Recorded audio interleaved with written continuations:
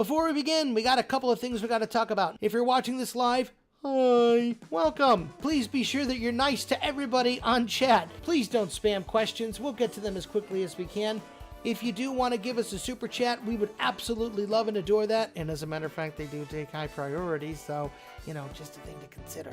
And if you do want to request, please make sure that you leave it on our Discord server. Links to all of those are down below.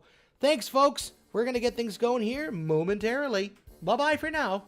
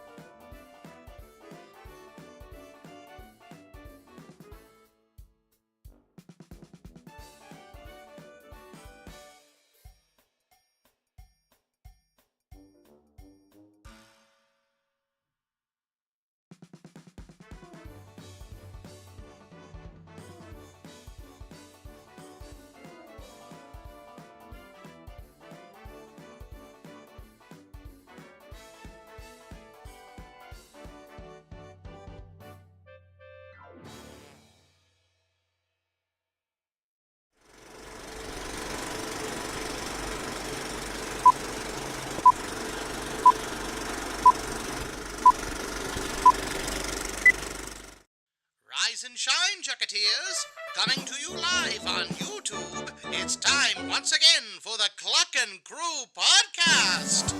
With your hosts, series creator and voice of Chucky Chicken, Michael Cook, lead director, storyboard artist, and compositor, Elias Levine, and art director, lead character designer, and lore keeper, Tino Calcaterra! Join us for animation news, behind-the-scenes info on the series, special guests, audience interactive events, and much more. And now, on with the show!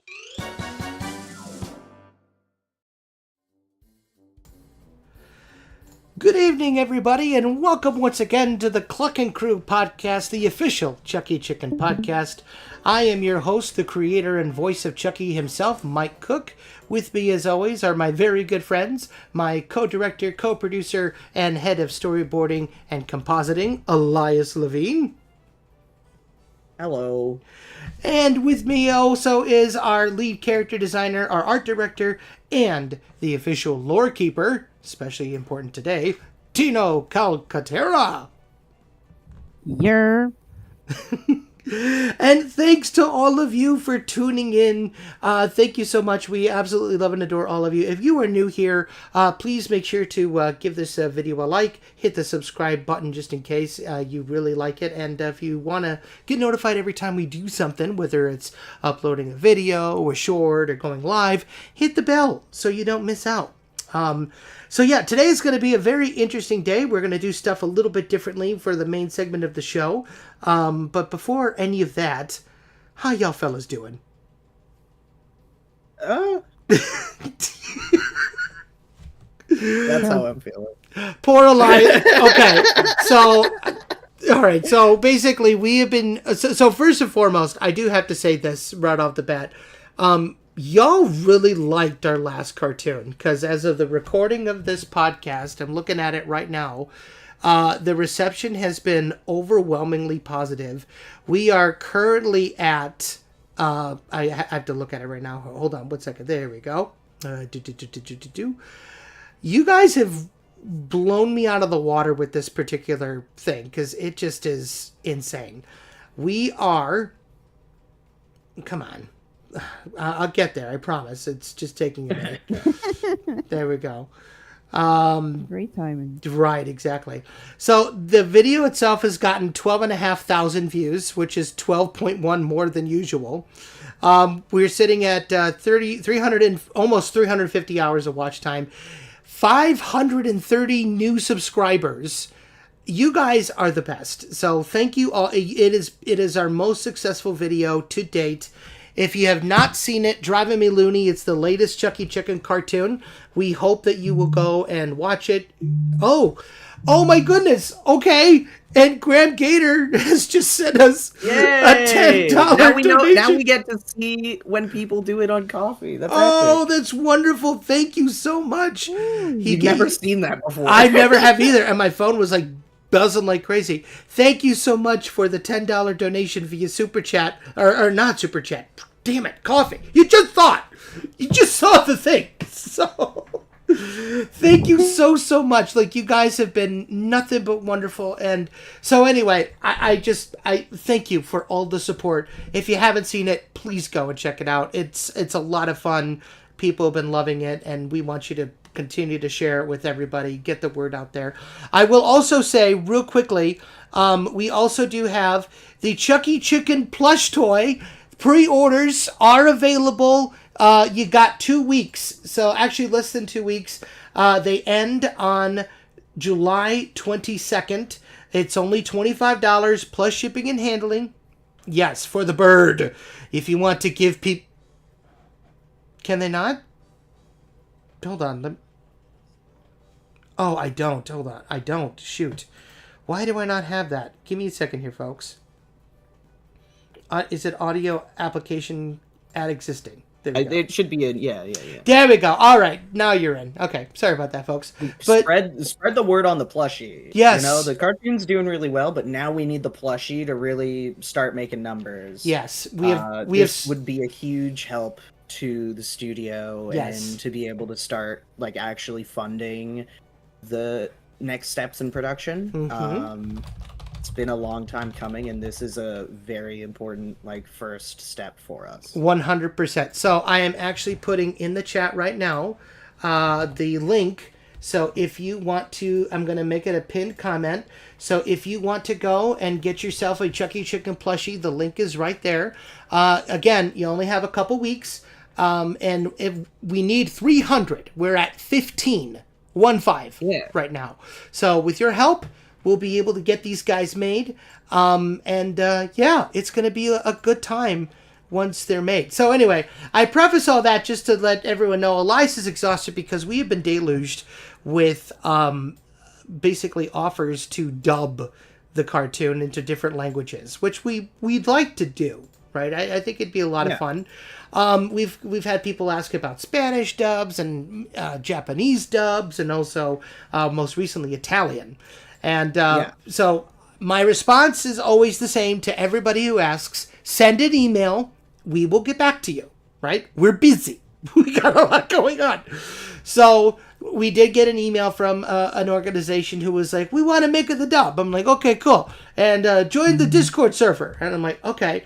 And I said, I'm not talking until I get my boys in there with everybody, right?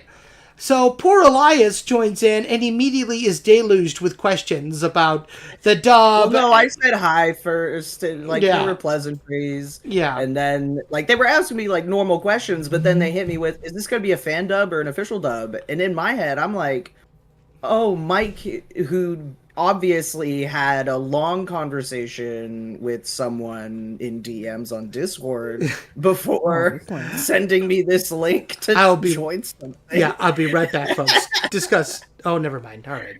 Hang on. I'll be right back. Don't go. So I was just like, this wasn't a conversation that happened already, and so I was freaking out. But yeah, no. It turns out it's all chill. We just have not had the proper conversation yet, so.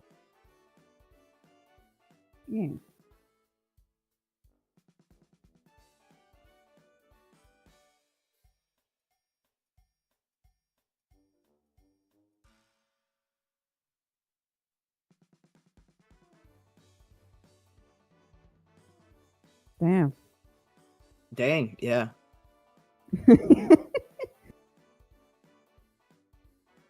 Good old days. Elias and Tino being quiet. I'm back. I apologize. I had a very quick phone call. So, Yay. For those who don't know, I am a caregiver for my grandma, and so my uncles and my father check in and make sure that everything's going. And I tell them Wednesday is his podcast day. Don't call. And here we are again. But anyway, it's all good. But yeah. Seems like the perfect time to call Michael. Yes, when he's trying to calm down his good buddy Elias. But yes, we are. Apologies for the awkward and kill the silence. Okay, anyway. So, guys, you really got to keep it going when I'm not there. I'm just saying. I'm sorry. I'm sorry. These guys suck at podcasts. It's okay. I don't suck at podcasts. My I'm mind just in wasn't a blank. state. Uh-huh. Okay. I've Well, got a case of the jitters. oh, is that what it is? Okay. It is. Well, what do you say we say hello to... Okay, relax. What do you say we say hello to some of the folks who are tuned in, eh?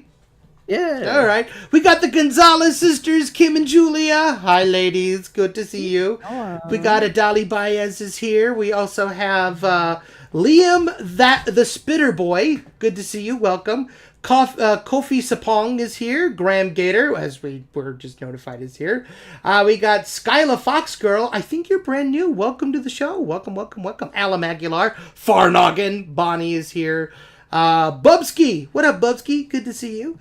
Bob. Hi, Bob. Good to see you.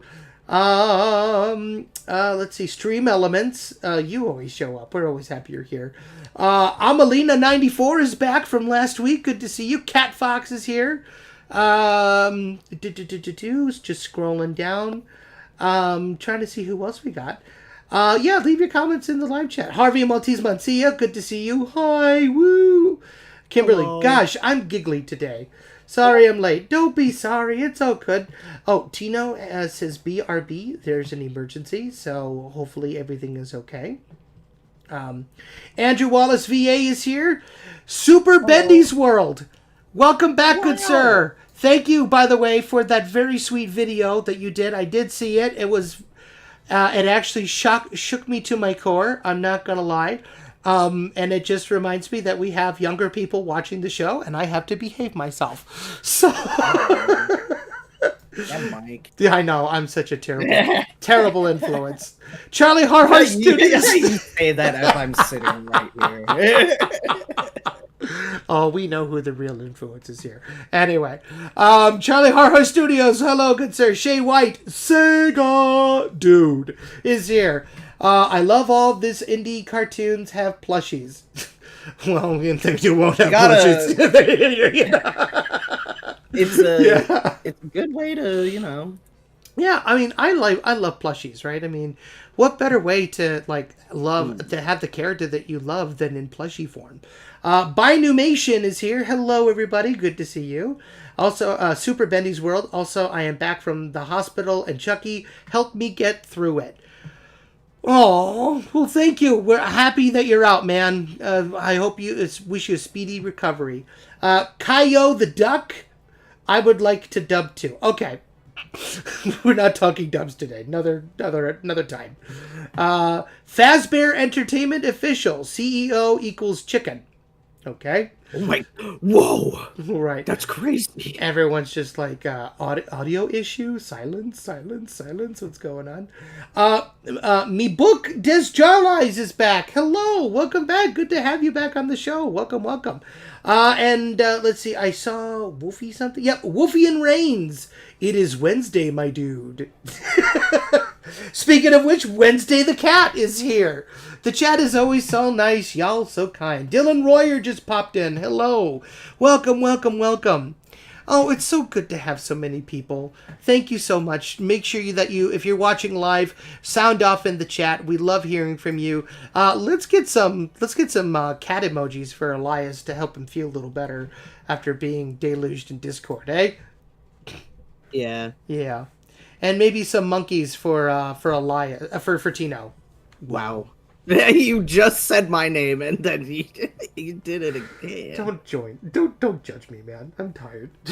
Anyway, we're all tired. We are tired. It's been such a wonderful week. And next week is going to be even more wonderful. Because for those who don't know, next week I am going to be in California. I'm going to be residing in Anaheim. I'm not going to tell you where, but I'm going to Disneyland. So if you're in Anaheim or if you're in Disneyland between July 15th, 16th, 17th, and 18th, and you see me and you want to say hello, don't be afraid to come up and say hi. I'm not doing like an event or anything. I'm just going as a guest to celebrate the 70th anniversary of the happiest place on earth. So yeah. Oh, look at all the cats. Aw. We got a couple monkeys guys. too. Yeah. You're loved, Elias. See? So, but anyway. But yeah. So we got some interesting animation news. You want to talk about it real quick? Okay. All right. It's time for the animation news. We'll work on that. It's Discord. I know. Anyway, so this weekend is Bugs Bunny's 85th birthday, which is insane. And the Hollywood Bowl is going to celebrate with Bugs Bunny in concert, which is amazing. Or Bugs Bunny at the Symphony. It's going to be taking over the iconic Hollywood Bowl this weekend, Friday and Saturday, July 11th and 12th, marking the 85th anniversary and the concert's 35th anniversary. In addition to the animation on the big screens, these festive performances will feature two special guests, voiceover actors Eric Bauza and Bob Bergen. For those of you who don't know who those guys are, Eric Bauza is the current voice of Bugs Bunny, Daffy Duck, a plethora of other Looney Tunes characters, as well as he, of course, was one of the stars of The Day the Earth Blew Up, a Looney Tunes movie. And Bob Bergen has been the longest running voice of Porky Pig since the death of Mel Blanc in 1989. He still continues to voice the character today. And they both will be part of the Hollywood Bowl, which is very, very cool. Fun fact, the Hollywood Bowl actually appeared in a Bugs Bunny cartoon, Long-Haired Hare from 1949. Of course, everyone knows that as the one with Leopold, where he was, battling against the opera singer. So this is really cool. I mean, I don't know anybody who doesn't love Bugs Bunny. So happy 85th, Bugs. How cool is that? Pretty neat. That is epic. Yeah. What do you think, Elias? So I'm going to pose a question to you, Elias, and as well as the chat. What's your favorite Bugs Bunny cartoon?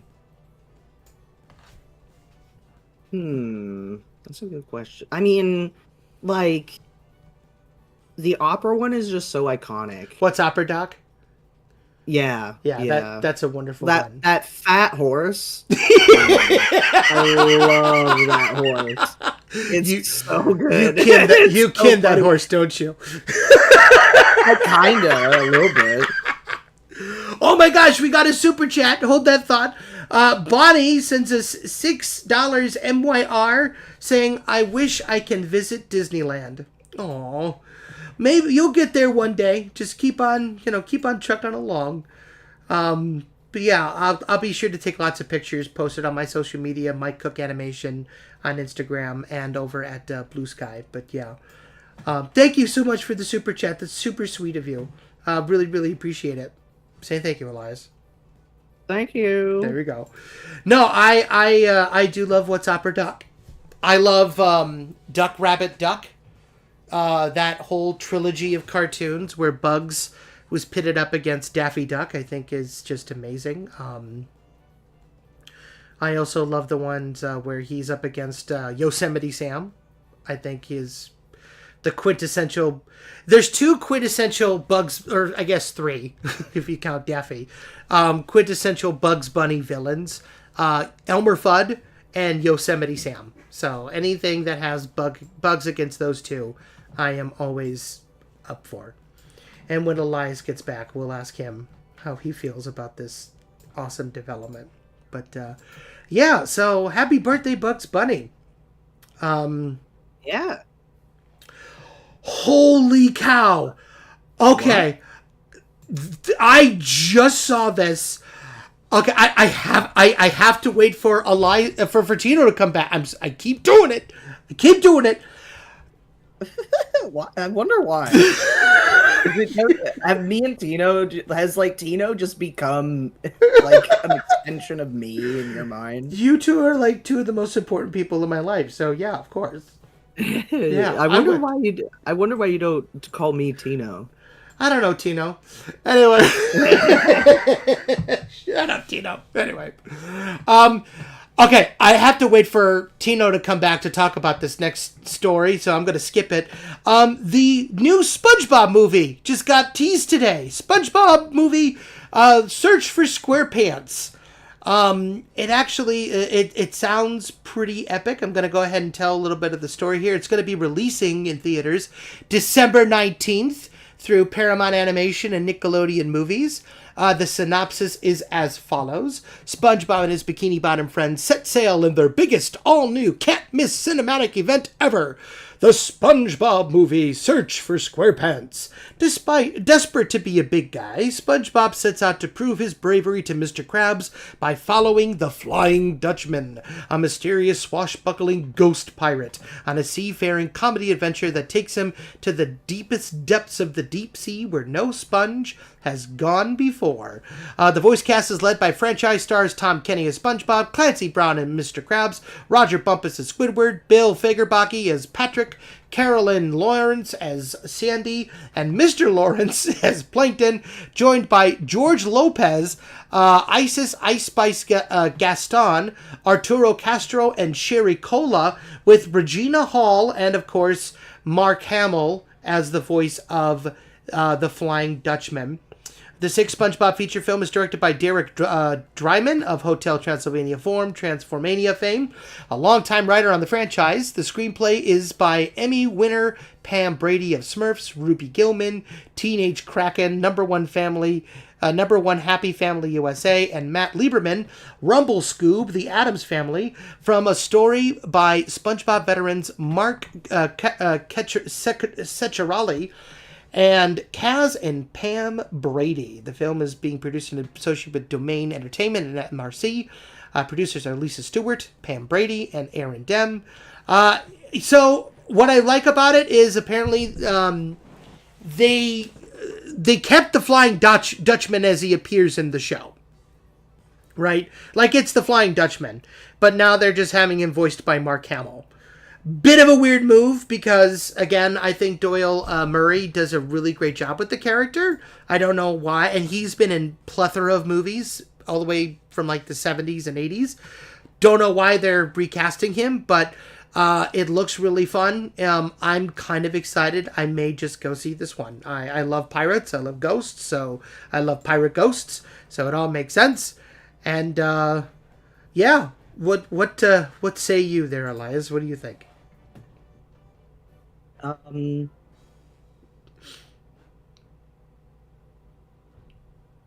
Sorry, the deluge continues. All right, well, I told them that we weren't talking to them until we get done with our podcast, so if they're going to continue, then we will decline the offer altogether. Well, so here's the thing. I suggest you look at the Gordivari chat here real quick. And don't say anything about it on stream. Okay, let's see. I love the passion. I love the enthusiasm. But which one? Oh, okay, this one. Let's see. Who?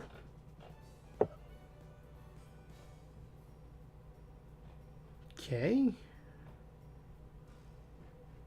What is today? The 9th? Here we are.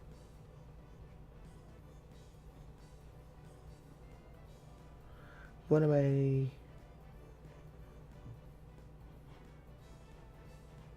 Okay, so this is from earlier today. Okay. What are you... All right, folks, tell you what, I apologize. We will be right back. I got to figure this out real quick. I do apologize. We will be right back and we'll finish the news. I don't know why we're doing this live on stream right now, but we're doing it. So stay tuned. We'll be back in just a few minutes.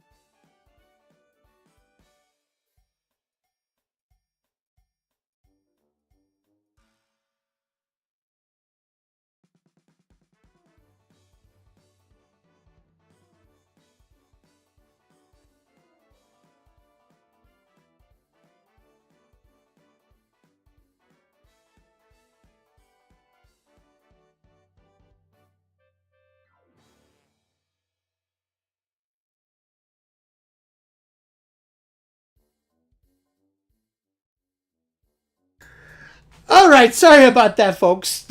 Yeah. So I do want to preface this very, very quickly. For anyone who is interested in being a part of the dubbing process, you do need to be 18 years old or older in order to work with us. It is just a mandatory thing. We do not accept work from minors, so you must be 18 years or old. So, yeah. If you want to make fan dubs, go for it. You know? Yeah. Like maybe, I don't know. Maybe we can offer up the no voice track or something. We'll do a whole thing about it later, but long story short, long story short, you can't. Yeah. We can't do anything official with you, right? If you're not 18 years or older. Right. Like, have fun, do your thing. Yeah, we welcome fan dubs. Yeah. Be respectful. If you have the characters cussing, we will. Obviously take matters into our own hands. Fan dubs. We'll use Google Translate. We'll do it. We will. We 100% will. Fan dubs basically meaning that if you take our short and you decide to translate it into another language, whether it be Spanish, French, Italian, Japanese, Chinese, whatever.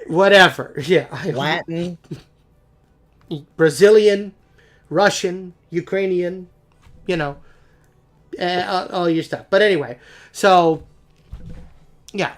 Anyway, back to the news. Yes. Okay. I don't know where the hell Tino is. I guess there's an emergency going on over there. Elias will love this news. There's a Garfield sequel coming out. I still haven't seen that first one. And Chris, what do you mean sequel to? Don't stop. Is he still? He's still. Chris Pratt has been confirmed to reprise his role as the binge-eating cartoon cat in the upcoming sequel to the Garfield movie. The 2024 fully animated feature grossed more than $257 million in global box office, released by Sony Pictures, based on the comic strip by Jim Davis, who sold the rights to Prodco Alcon Entertainment. The Garfield movie introduced Garfield's long lost father, voiced by Samuel L. Jackson, who enlists his kitten and canine pal, Odie, on a heist mission that takes them far from their comfortable house pet lives. The voice cast also featured Hannah Waddingham, Ving Rhames, Nicholas Hoult, Harvey Guillaume, Snoop Dogg, and many more. The animation was provided by DNEG. The untitled Garfield sequel is being produced by Alcon's co-CEOs, Andrew Kozov and Broderick Johnson, alongside John Cohen. So yeah, I guess they're making another one because the last one did so well. It sucks because, I love the style, but they make all these decisions, and I'm like, I'm bad. Hey! If I could blow smoke in your face for making me hear that news. We don't have that power yet. I unfortunately told Tino that there's going to be a second Garfield movie, and Chris Pratt is coming back to do the voice of Garfield. See, now you're just calling me Tino on purpose. No! Oh my God! Did I do it again? No! Oh no! You're fake. That's fake. Fake news. No! I seriously. I commented on it earlier how Mike usually calls you Elias and he doesn't really call me Tino, and I guess now the curse is fulfilled. Jeez. Well, no, he cannot deny. I don't deny it. I said I apologize. It was a legit accident. I didn't mean to. Oh. I didn't mean to. Shut up. Whoever you are, I don't care. Shut up. Whoever you are. Oh my gosh. But yes, Chris Pratt is coming. But Tino, guess what show is coming back? What show? The Wild West Cowboys of Moo Mesa is coming back.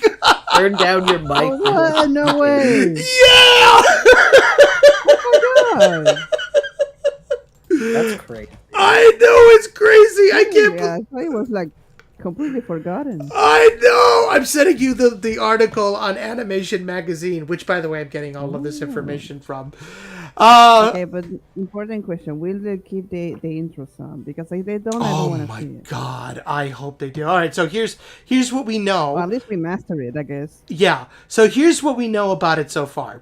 Ahead of San Diego Comic-Con, the Nickel Company has announced. I am going to turn my volume down because apparently it is a loud. Volume or gain? I'll just turn the gain down here. All right. Is that better or no? Better. That should be better. Okay. Yeah. Ahead of Comic-Con, the Nickel Company has announced that the wacky Western world of 1990s cult cartoon Wild West Cowboys of Mesa is heading back to screens with a new animated series. The project is part of the company's Nickelverse, rebooting and reunification of vintage brands such as Biker Mice from Mars and RoboForce. The original 91 series, created by Teenage Mutant Ninja Turtle comics artist Ryan Brown, was produced by Greengrass Productions in association with King World Productions. The show was set on the sweeping western plains of the 19th century after an Iridated comet has struck Earth, creating an isolated mesa and cowmatizing all the denizens into Anthropomorphizing. Well, here it's bovimorphic. It was more like, Cow-human hybrids. Stories laced with steampunk and Weird West elements followed Cowtown's peacekeeping posse, the Cow. Weird West elements. Okay. Yeah. And COW is actually an acronym for Code of the West. The reboot will continue the adventures of Marshall Moo Montana, the Colorado Kid, and Dakota Dude as they protect their frontier from the corrupt Mayor Oscar Bologna, Sheriff Terror Bowl, and other varmints. Other characters like Cody Calf, Calamity Kate, and Lily Bovine will also appear in the new show. The 8-episode animated series will share a connected universe and timeline with the RoboForce and Biker Mice from Mars animated reboots. Ahead of the new tune, which is due in 2027, Narcel is partnering with Oni Press to launch a 4-issue comic series, Cowboys of Mesa Origins, which will hash how the gang got together and serve as a direct prelude to the TV series. So, for those who don't know, the Wild West Cowboys of Mesa, it was a show in the 90s about cowboys that 1992, I think. Yeah. 91, 92, yeah. And it was, it had an all-star cast. It had Jim Cummings, Jeff Bennett, so many amazing voice actors. Do yourself a favor and Google the intro song. Go YouTube Cowboys of Mesa. It is an absolute bop. Yeah. They went so hard. I go listen to it just because I want to. Yeah. Oh my. Yeah. Exactly. It is that good of a song. Like they went so hard. So I'm actually really. I hope they bring back the original cast. I have opinions. Okay. I'm gonna say I was actually waiting for this. Not just specifically like Cowboys of Mesa, but like where companies are like, okay, so you're all tired of the refried main stuff. We're gonna refry the other stuff. And it's like, hell yeah. Well, based off of what we're looking here in the concept art, it is going to be a continuation of the show. So it looks like it's going to look like it did in the 90s. Like they're not doing massive character design changes, which I am thrilled with. I think that is amazing. It be like 2D or 2D? Yeah, it's 2D. 2D. Oh. Yeah, it's 2D. So that itself, yes. So I hope they bring back Saddle Sore. I hope they bring back, all those guys, Bootio Buzzard, Bring back Sweat Cats. Yeah. I want to see Sweat Cats. Yes. Again. But yes, so it's such a fun show. Go check it out on YouTube. Gargoyles. Yeah, or Gargoyles. So Happy Coma is here helping us with the moderation. Hello, Happy. Thank you. Thank you. Yazzie is here. Yaz, hi. How are you? Good to see you. Mabook says, Wow, that's cool. I had no idea the word cow was also an acronym for Code of the West. That's incredible and perfectly makes sense. Right? Yeah, absolutely. It's the Wild West, Cat of the West, boys, West, West. Yeah. Wild West, Code of the West boys. Weast. Weast? What kind of compass you reading there, lad? West, that sounds like an infection. That's... Oh no! That happens to me once a month.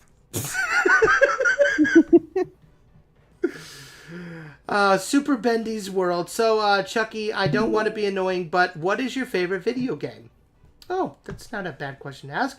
I actually am a fan of the Sonic the... I love a lot of video games. I enjoy Sonic the Hedgehog, that whole line of games. I'm a Super Mario Brothers fan. I love the old school Mario games. I love the Epic Mickey series, the Smash Brothers games, Kirby, Donkey Kong Country. Looking forward to Bonanza. I don't have a Switch 2, but I am still looking forward to Bonanza. Just jumped on. Cowboys and Moon is returning. Yes, Robot Prophet's Moon. It is coming back. So, I love mainly platforming games, pixel games, pixel created games. Banjo-Kazooie is another great one. Yeah, Ooh. I love... People say that game is really good. I never played it. I was kind of sad about it. Mm-hmm. Toddly I YT... just wanted to play it. Sorry. What'd you say? I don't know. I just always wanted to play Banjo-Kazooie and never had the opportunity. Well, you may get an opportunity here soon, my friend. So, yeah. Toddly YT, Chucky, I know this was a while ago, but what do you think of the SpongeBob Sandy Cheeks movie? Never saw it. Had no interest. So, but anyway, that's the news. The only SpongeBob movie that exists is the first one. That's true. So you missed the earlier news. We were talking about the new SpongeBob movie that's coming out. We also talked about Bugs Bunny's. I heard about it. What? I heard about the new SpongeBob movie. Yeah, with Mark Hamill as the Flying Dutchman.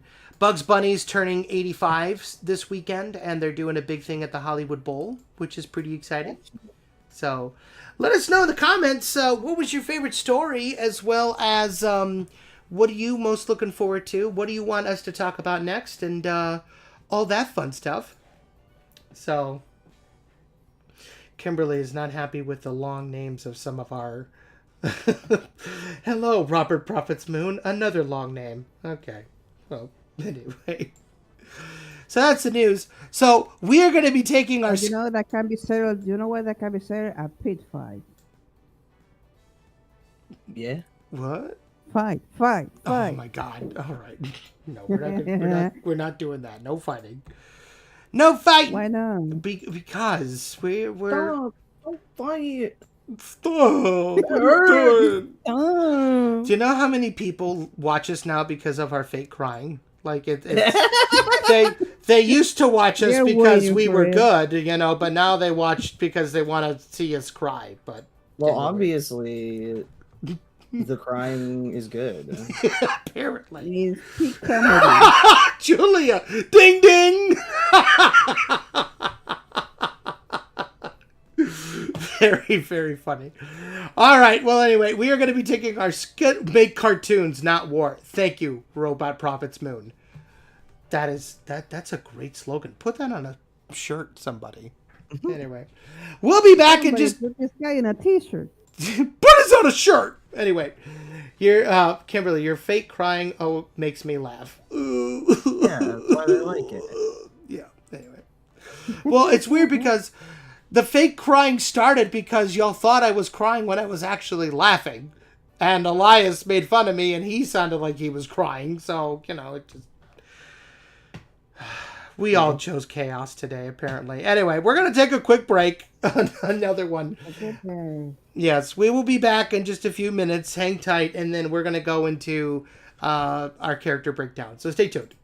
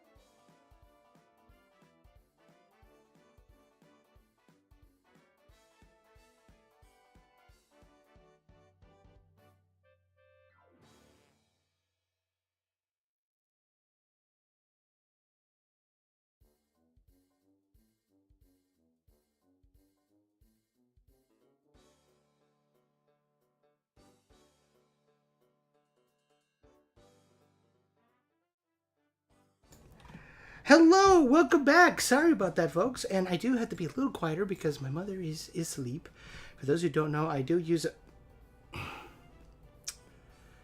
Oh, we're doing this already, huh? All right. What? You're talking, man. No, not you. Oh. Really, Tino? We're doing this? Why not? Oh, Dina's drawing something. Huh, okay. Oh, yeah, hell yeah. Don't encourage him, Elias. He's dancing. He's dancing. All right. Well, anyway. So, how long is this going to take? Sorry, folks. All right. Well, as promised last week, we are going to be doing character breakdowns.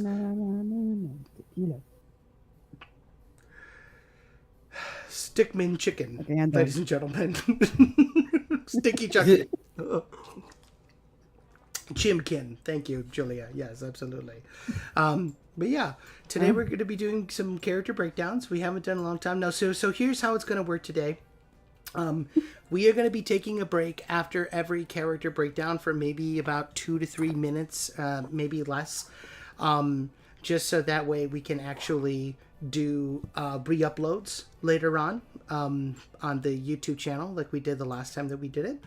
So with all that being said, we are going to go ahead and get started here. And while we talk about the characters, Tina is going to be drawing them appropriately on model. So I mean, that's your idea, but okay. and and we'll answer any questions that you guys have, and I think it would be appropriate today. I gotta go back and see who we've already talked about. And we may update it. You know, we may do redos of these because these were a year ago. We've talked about Louie Loon, Anna Lamb, Freddie Fox and the Boogle Boys, Bruno Bronco and Abe Hogsley, and Tommy Turkey. So I think today it would be appropriate to talk about the main Cluck himself, the one and only Chucky Chicken. What do you guys think? I think he's all right. Yeah. He's not a bad dude. So yeah, here we go. Good old Chucky Chicken, the star of the show.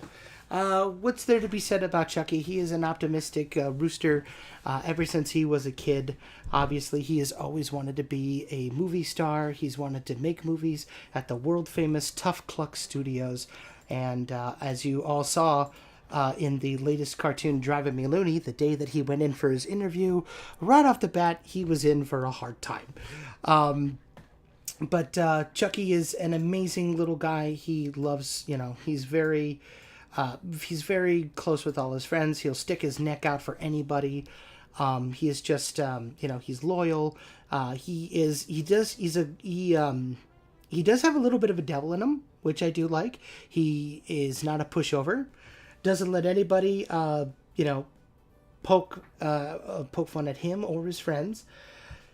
And I do have to pause real quick to thank Tamerco for the amazing $20 super chat. Thank you so much, Tamerco. Just showing some support, of course. Gotta give the Toonie hugs, heart. But still, seeing the first episode was so nice. Absolutely looking forward to future episodes. X3. Oh, thank you so much, Tamer. Yes, absolutely. Thank you. And as you saw, Chucky is just a really down-to-earth rooster. A very sweet guy. Oh, my book. Chucky Cheeses. Oh, wait. Wrong Chucky. Chucky Chicken. Yay. Although, we actually did do a Chucky Chicken once. We did. We did. I did not do Five it. Nights Did at I? Chucky's. You did the background, but I actually did the drawing Yeah. itself. So yeah. Fun fact about Chucky, and very, very recently, I actually had the opportunity to share the cartoon, Driving Me Loony, with voice actor, director, producer Eric Stewart. Oh. Yeah, who fans know from Pokemon. He was Brock and James, and he was also in Yu-Gi-Oh! As Kaiba. Very prolific voice actor, very, very, very upstanding guy. He actually gave me a full-blown review. It was actually really funny because he prefaced it saying, okay, do you really want me to give you my thoughts, or do you just want me to say, hey, good job? I mean, I'm okay either way, but if you want my thoughts, I will give you my thoughts. And I said, yeah, go ahead, give me the thoughts. And I think I can share what he said because, it wasn't bad. He actually really, really liked it. And he said, here we go, 3 points. Okay, he says, okay, I will give you my first reactions, and you can do with them as you wish. 1, animation is solid. My one issue, especially with the driver of the trolley, is way too close to Disney. He even looks like Mickey. As someone who had to deal with trademark and copyright issues, it is dangerously close. Obviously, Oswald the Lucky Rabbit is a public domain character, so, I'm not really worried about that. Number 2, story is funny. I think the script could have been tweaked. I liked it, but it didn't laugh out loud, and I think there is room to go there. Okay, that's valid.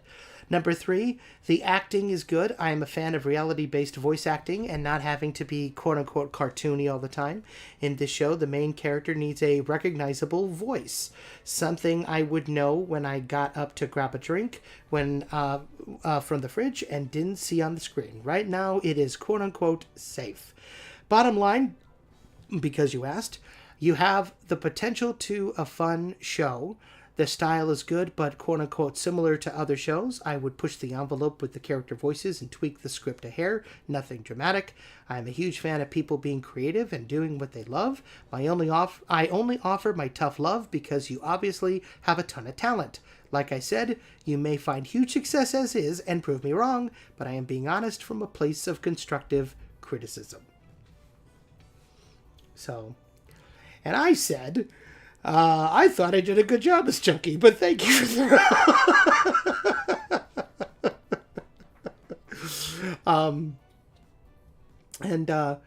he actually gave me a couple of suggestions, like maybe giving him a lateral lisp, like Buddy Hackett did. Buddy Hackett, for those who you don't know, was Scuttle from The Little Mermaid. Only one day left and she hasn't puckered up once, or a crack in his voice, a la Peter Brady, right? He also suggested even the pace in which he speaks, a little more manic maybe, a la Rick Moranis, nerdy but also nervously nice. He says you are close, just very quote-unquote safe.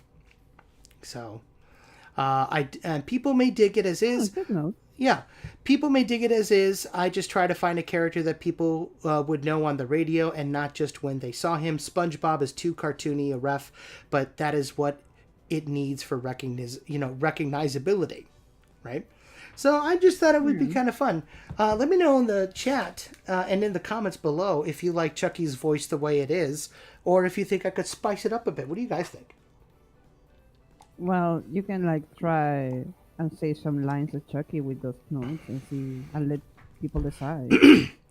I kind of did. I was practicing in the car. I was like, hiya, folks. This is Chucky Chicken. I don't know how I felt about it, though. Yeah, it does feel a little weird. Or, and I kind of give him a little bit of a crack anyway, especially when I'm talking to Chelsai, hiya, Chelsai.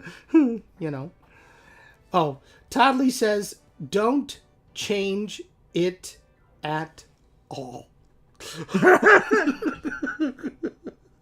Well, that's the big decider is the general fan base. All right, well then, if that's the case, then Chucky will stay the same. No changes there. So now you're just going too Mickey Mouse. No, listen, I have made no secret that Chucky's voice is Wayne Allwine doing Mickey without the falsetto. So, that's just part of his personality, and I adore the character, So, But yeah, Chucky Chicken, great guy. Obviously, best friends with Louie Loon. Fun fact, Chucky and Louie were the stars of the first ever Chucky Chicken cartoon, Wake Up Call, all the way back in 2009. Hey, I like the voice crack when it's a love scene. Oh yeah, I do too. And so having them star in Driving Me Loony, I think was very appropriate. 16 years later. Oh my God. 16 years later. They're still making people laugh. And, oh my gosh. Harvey Montes Mancia. Christ, that crack and lisp do not suit Chucky that all. I prefer Mike's natural voice for Chucky. Oh, thank you. I personally love how Chucky looks and sounds. There is room for improvement, and we just barely got introduced to him in the pilot, so we'll learn about him later in the seasons. Thank you, Julia. That's very sweet. That's very sweet. What do you guys think of Chucky? Brother, I've been working with him for 5 years. I think Chucky is like a... I like him more than Mickey Mouse. Mm-hmm. At least like personality-wise, he I do has too. more of a personality. Mm-hmm. He's got more of a bite, you know? Yeah. And I mean, it depends which Mickey Mouse we're talking about. yeah, true. Mm-hmm.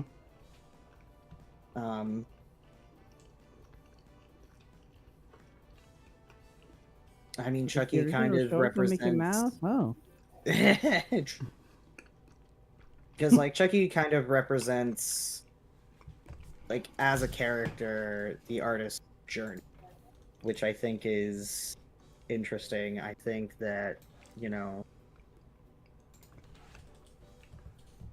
if I think he could be pushed a little more, definitely. Mm-hmm. But at this moment, since, you know, it was our first ever pilot, we're still kind of figuring it out. Yeah, because you know, we have so much more written, but it's gonna definitely be changed and pushed and, you know, all of that.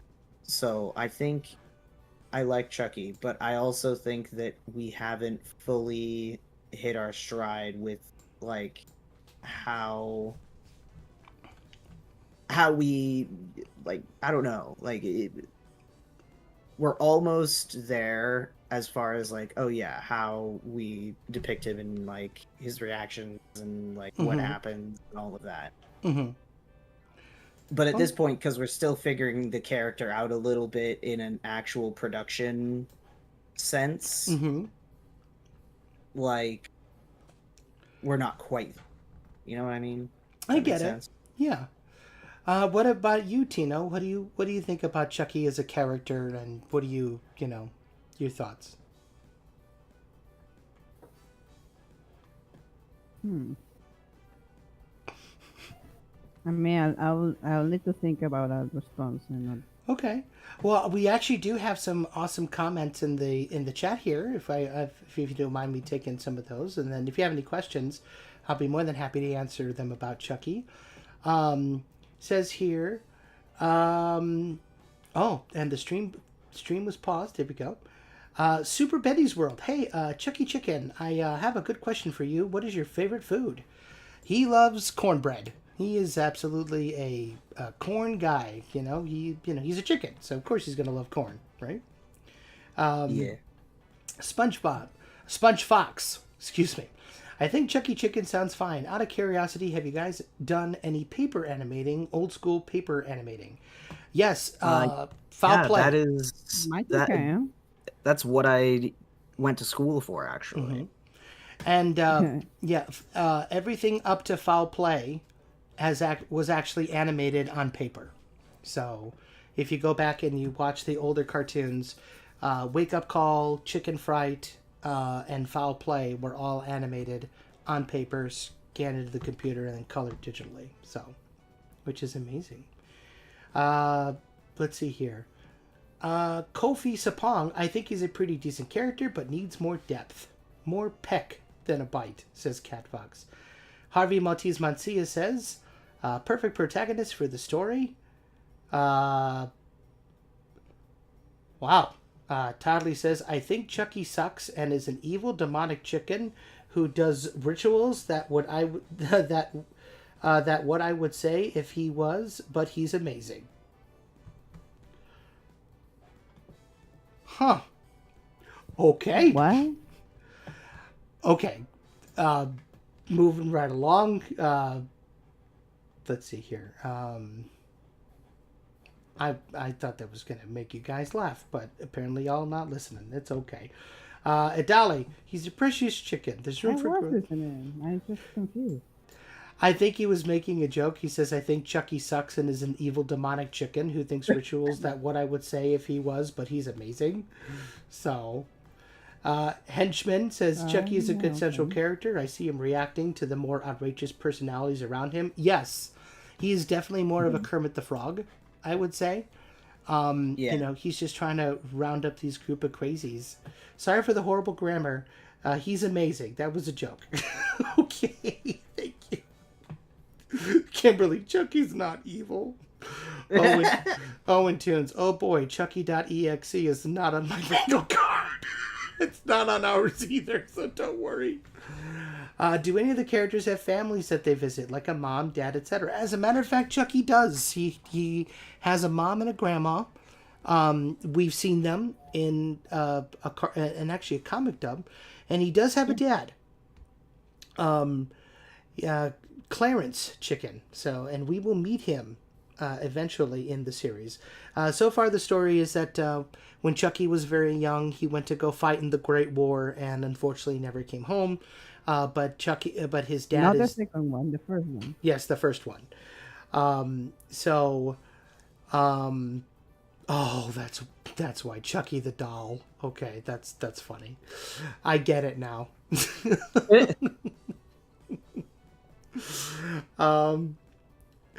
But Chucky's dad, Clarence, is the one who introduced him to movies when he was younger and eventually got him into wanting to make his own movies, got him his first camera when he was young, went to go fight in the war, never came home.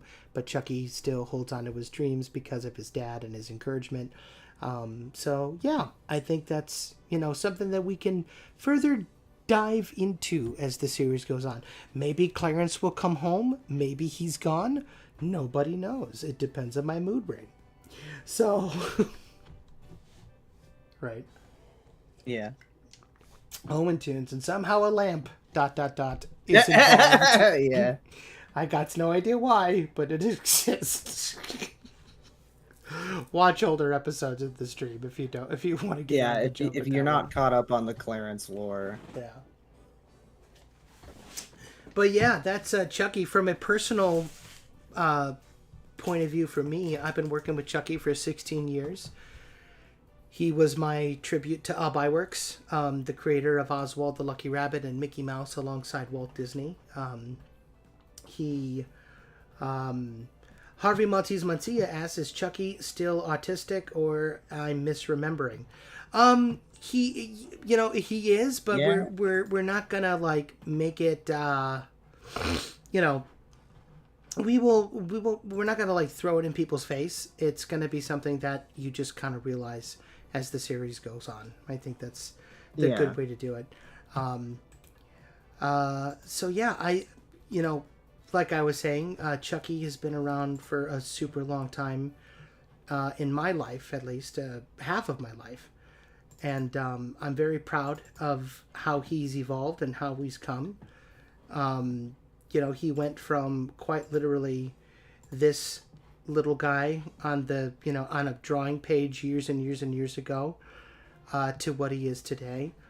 And, I'm very proud of him. I think over the years, as he's continued to evolve and people have continued to get attached to him and fall in love with him, and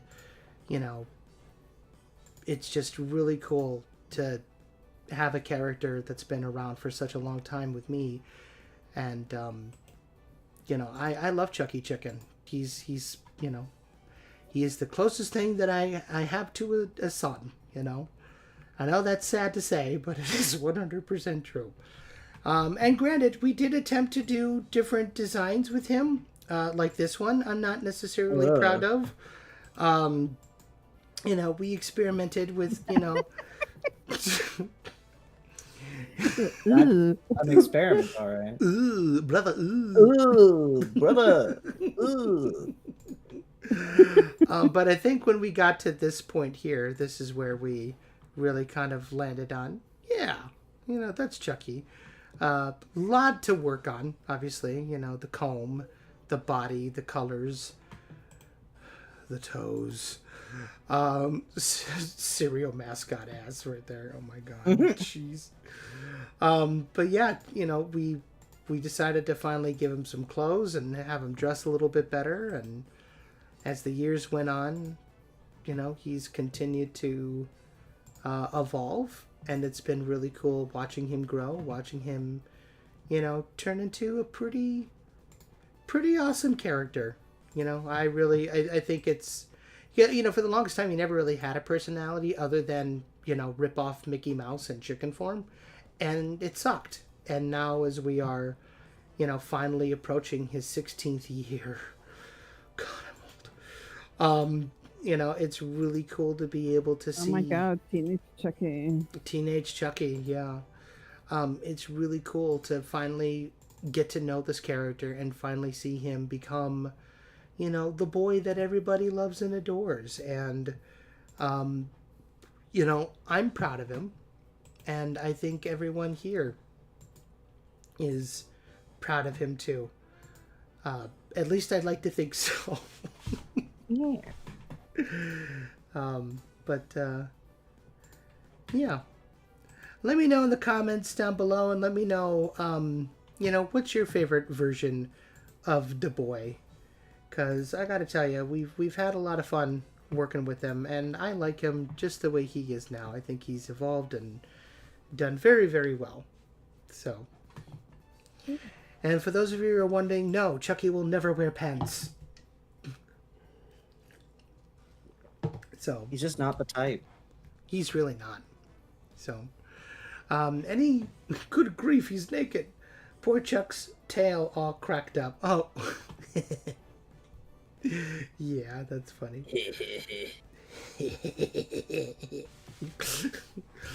The current version of old Chuckles, says Harvey. Chuckles? Someone say Chuckles? Adali Baez says, it reminds me of an old Disney design. Well, yeah, I was really inspired by, classic cartoons of Disney, specifically the black and white era. Initially, Chucky was going to be a silent cartoon. And then somebody said, no, he needs color, he needs a voice, and he needs, an actual story and life and stuff.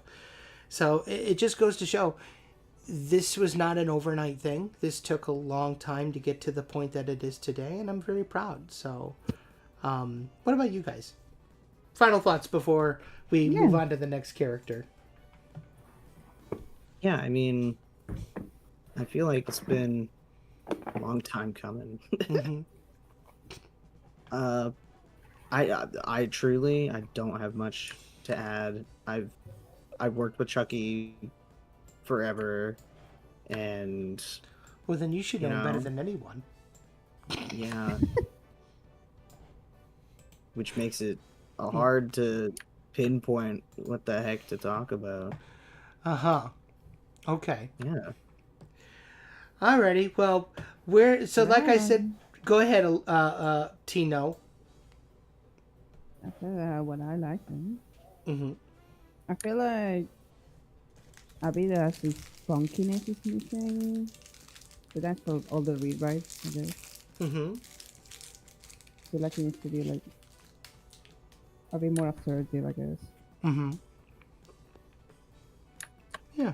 Just saying. Okay. Well, I'll tell you what, folks. Like I said, we're going to take a really short break here, and then when we get back, we'll talk about the next character. So stick around. We'll be right back.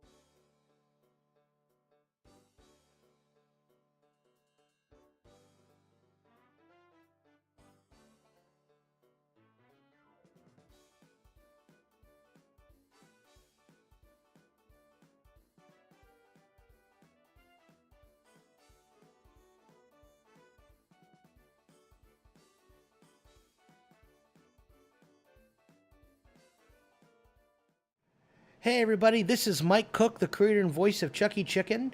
We hope that you're enjoying the show, and if you are, please do us a huge favor and hit that like button, subscribe if you haven't done so already, and hit the bell so you're notified every single time that we go live. Also, if you really love it, please share this with your family, friends, or animation lovers out there in general. Thanks, and enjoy the rest of the show.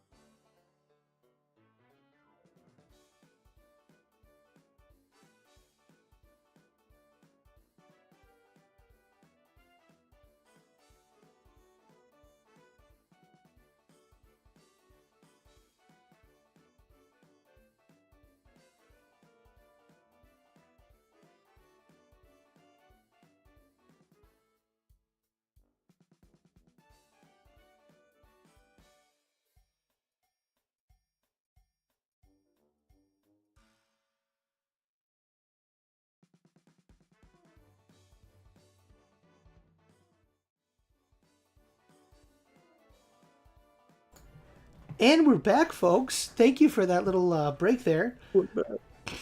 So, we wanted to keep you in suspense on who the next character is.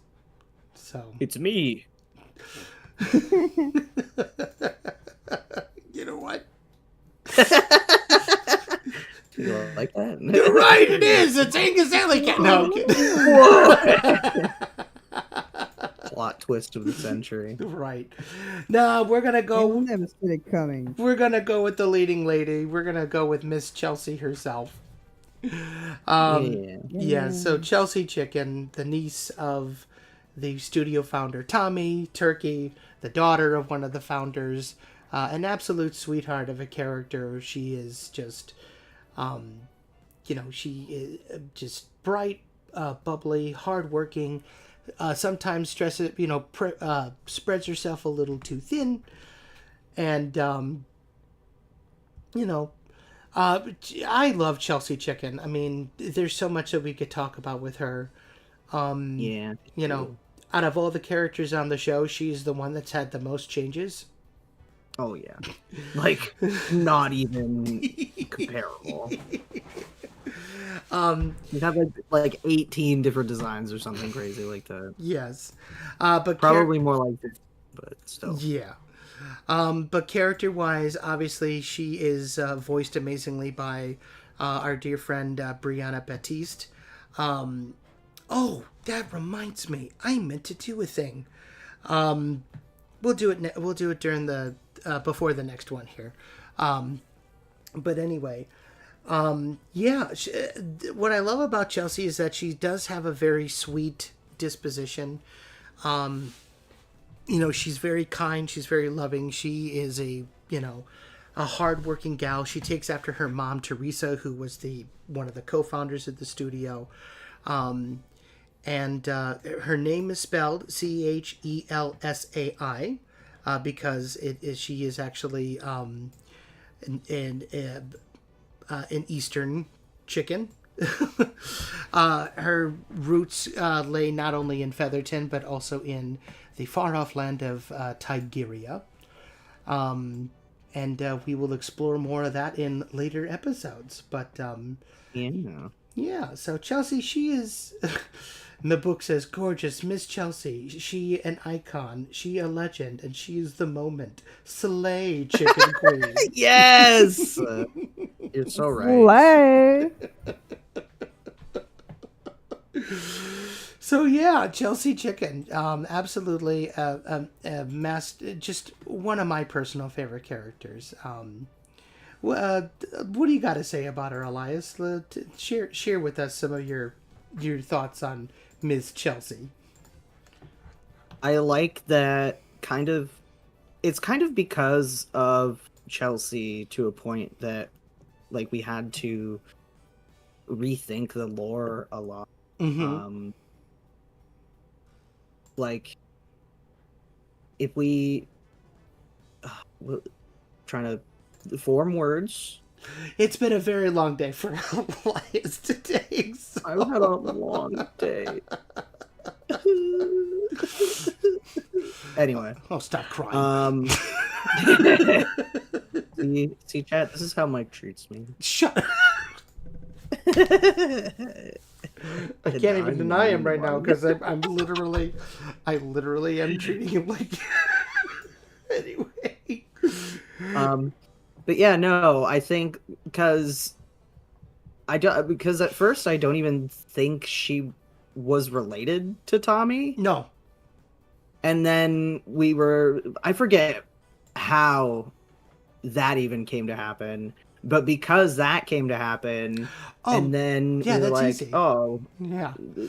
Well, because initially we were thinking about making her Tommy's daughter, and then we were like, well, he's a turkey and she's a chicken. How would that work? And we're like, oh, I guess that's right. And then we had Sylvia Silky come on, and we're like, oh, they look nothing like each other. Okay, why don't instead we make her the niece? So yeah, the Nietzsche. The niche. But yeah, whoa. But sorry, that's what I call my nieces. My little niches are here. So, my favorite niches. Nietzsche. Yeah, my niches put me in stitches. But anyway, enough about them. They're not the star of the show. Chelsai is. So. But yeah, I think that like Chelsai is probably one of the characters that like has the most lore, just based on like what we came up with. Because like her family situation, we kind of have down pat. Like we know everything. Yeah. But then we look at people like Abe Hogsley. Yeah. And it's just like, who is this? Yeah. Who I mean, wait a minute. Who are you? Yeah. Well, who knows? Maybe he's up for discussion here on the breakdown. You never know. I mean, yeah, probably on a different episode, but I mean, that's breakdown. If we don't have the lore, we make it. I mean, that's exactly. it. That is kind of why we do these, to kind of figure out who the characters are. I mean, We're no joke. Make it on the fly. Come on. Yeah. I like that she's. I think she started out a lot like way too nice. Personally, like okay, because it's hard to exactly find like a leader of something who, based on like what she's been through, is just all like roses and daisies towards her subordinates. Like she has those kind moments, but she is also just well reputed to, you know, have the give me a minute. I can do it. It's okay. I'm just running through the No worries. designs. Go ahead. Put some. If you want to lie, I can put something in. Yeah. So in the same vein, I was like talking like I do like that Chelsea has. Okay, she's nice, but like if you get in her bad side, a little bit of her inner Tommy comes out. Oh yeah, Yeah. At the end of the 100%. day, Tommy raised her basically. Yeah. So some of his bad habits will smear on her a little bit. Mm-hmm. Absolutely. Not to mention that as we're making this like accurate, it's the 1930s, and of course she's a woman in the workforce. She has to be a little bit sturdy. Mm-hmm. Yeah.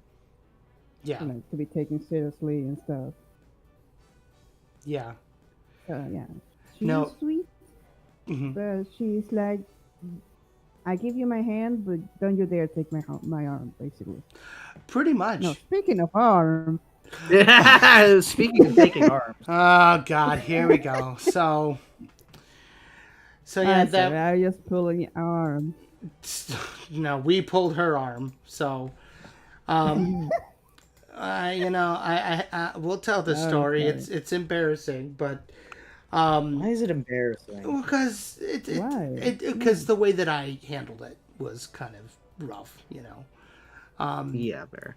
So we had a young lady come on and audition for Chelsea, and she ended up, because we went through like two. We've been through like a billion Chelseas. Yeah, and okay, I'm putting this individual in timeout because I warned them, and I'm not dealing with this right now. So, anyway, so I do love that I get to like make her hair. yeah, you did a great job with the hair. But anyway, so we had a young lady come because we had some really great people audition, because the original voice for Chelsea was Brianna Batiste, or aka Brianna Gertzian. And after Grim Grinning Giblets, we had a hard time getting in contact with her. We don't know what happened, and along with that, Tom Ruger was like, "Yeah, you should try a new voice for Chelsea, because I'm just like, oh, okay." So we were in the market and trying to find somebody. So we brought on originally Shanta Parasuman, who was an amazing comedian, Indian actress. She wanted to get into voice acting and, killed it. Did a couple reads as Chelsea, did a couple of stuff for us that we didn't get a chance to really use. But when it came time, when we were redoing the main show, she became unavailable. Moved to LA, got, involved with SAG, and got cast on the freaking Loud House, Casa Grandes. So any opportunity to have her be on the show just kind of went through the window at that point. And then we brought on Rami Kalon, who is an amazing Canadian actress. First saw her in an episode of Signed, Sealed, Delivered. And she just was amazing. And I was like, oh my gosh, I'm going to work with this gal one day. And I got the opportunity to sit down, meet with her, talk with her. And she did an amazing read as Chelsea. And we're like, okay, cool, let's bring her on.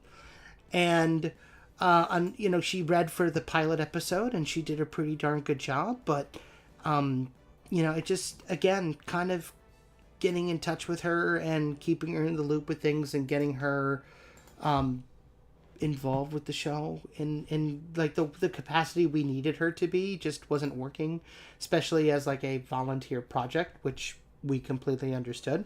So we then passed on her, and we went to our friend Grishma Shah. Here's where it gets interesting. When Grishma read for Chelsea, blew us out of the water, did a really great job. Elias did this awesome design for her initially, and then we went back and, perfected it a little bit, which I thought, we're showing those right now as we're moving along. And,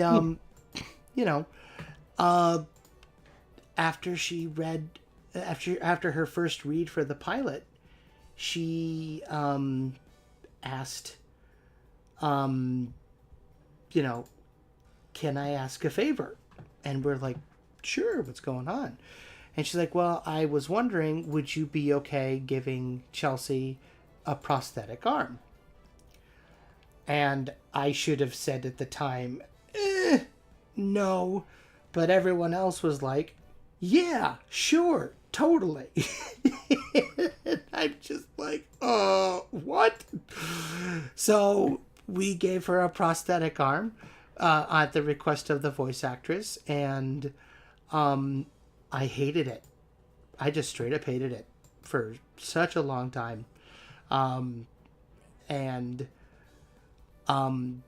I was thinking, how the hell are we going to do this? Like, if this show takes place in the 1930s, how we're going to have prosthetic arms in the 30s? And Tino and Elias were like, oh, don't worry. We're going to research it. We're going to look into it. We're going to figure out how we're going to make it work. And they did. Turns out a lot of people had prosthetics in the 30s. Probably because of all the war and like heavy machinery. Yeah. Yeah, who knew? Industrialization. Yeah, exactly. Who knew? So the problem that we had with it, though, was that people kept calling it a robot arm. And, you know, rightfully so, because it looked like something out of the Terminator, right? So it always bugged me, and I wasn't a big fan of it, so it was... Chuckinator. The Chuckinator, right, yeah. So it was Tino and Elias. It was a joint effort between the two of them. They went back and they found a prosthetic arm that actually worked and melded with the character, and we were able to, excuse the new Chelsai there, but we were able to make it work, and it fits in, and it doesn't look like a prosthetic arm. It looks just like a regular arm, which I think worked out really well. And I'm like, okay, well then how are we going to make it work story wise? And what we decided to do with the story was Chelsai's mom passed away because of this disease. We don't know what the disease was. Probably cancer or something like that. Again, 1928. Cancer or some kind of like infection from doing work and getting like a cut or something. It was the 1930s. It could have been anything. It could have been everything. It really could have been anything. Well, she died in 28, so it wasn't even the 30s. You know? The fancy version. Yeah. So... Even more to the point, it really could have been anything. Yeah. So, and so the story that we went with was Chelsai contracted the same disease that her mother did. However, they caught it early. And the decision was, well, we can amputate the arm and save her, or we can leave it on and have her die. And Tommy had to make the tough choice of saying, okay, whack the arm, right? And that's what we did, and Chelsai now has the prosthetic arm. And, whooping cough, DreamWorks Moon asks, maybe, that's another one. Plus infections that can only be treated with amputation. Yes, exactly, right? So, because of that, Chelsai became a much more interesting character, and, And I gotta think about it. An amputation in the 1920s? Oh my god. Yeah. That probably wasn't nice. No, not at all. She's such an interesting character because, like, and we need to get more in, because there's just so much depth to her, just of what we've come up with because of all of these changes that have happened. Well, let's get into it. Yeah, because, like, now I think she's in a much better, like, place character-wise. Because before we made all these changes, and, like, especially the arm thing, she didn't really have too much going on. It was like, oh yeah, she's Tommy's niece or family member or whatever, and at that point she was still kind of just like almost a Minnie Mouse type character. Yeah. So now she's like a lot more of like her own person. She's independent, and she is just as like, she can play as hard as she can, work. And, she can be very private about things, and it can be a little hard for her to open up to people because of all the stuff that she's had to deal with. The trauma, But you know, yeah. yeah. And you know, and that's she, something that we'll get to explore more Mhm. as the series continues, and we'll get to see how, you know, she and Chucky grow closer and how they learn that, you know, they're a bit more alike than they expected, um and just see her kind of open up the gate to those walls a little bit to Chucky. Yeah. And what I love about her is that she's had such a traumatic life, and it's like a lot of people look at her and think, "Wow, she lives a glamorous life. Like her uncle owns a movie studio. She must have, you know, millions of dollars. She's living the high life." Again, it's the 1930s, you know, like it's not a happy time for a lot of people. And Chelsai is in this very interesting position. Hello, Star Arkima. Welcome to the show. She says, "Ooh, she looks awesome." But she lost her mom at a young age. She witnessed a potential coup of the studio. Her uncle has a hit on her by the mafia. She lost her arm. You know, her cousin went to go and be a part of a dance club in Brazil. You know, I mean, there was just you know, there is just a lot that happened to her at such a young age. All this happening to me, and you're leaving. Oh my God. Yeah. Right. But Tino Turkey himself, I mean, is it's my dream. What Yeah. about my dream? What about your dream? right. And Tino, of course, came back when he heard that Chelsai was on death's door, which makes him an amazing Yeah. cousin, right? But what I love about her is that she is. Oh, thank you. She says your guys' pilot is so awesome. Thank you so much. We really appreciate that. That's really sweet of you. She's been through hell and back, right? And she still is, you know, she's tough as nails. You know, she is a product of that era. She is someone who has literally spit death in the face and was like, "No, I'm not going to let you, you know, take away another member of my family. I'm not going to let you destroy the studio any further." But she also She stared the darkness in the eye. yeah, she's tough. The other thing that a lot of people may or may not realize is that, you know, Chelsai, we did mention that she is both Feathertonian and Tigerian. Tigeria is our version of India here in the Chucky Chicken world. Yeah, and we're not gonna get too much into that because that's some like late game plot type stuff. Yeah, But keep that in mind. There is like a lingering mystery around Chelsea's lineage because everybody knows about her mom, but no one has ever really known about what the situation was with her father and like who he was or anything like that. So, and it's not even something that the characters are like, well, that Chucky as the main character is aware of at this point in time. Right, everyone else is, just not Chucky. And yeah, like they are aware of the Tina mystery, doesn't but know not either. not the answer of the mystery. right, Michael. what? Tina doesn't know either. Oh, he doesn't? No, yeah. Remember, like Tina They were will born around the immediately same time. Oh, that's right. Yeah. And everyone will know it's like, yeah. Yeah. Well, again, we're not going to go into that because that's Like, yeah, quite yeah, poignant. we're not gonna get into details, but like basically, Tommy and Sylvia know their son. They know that he will just tell Chelsai.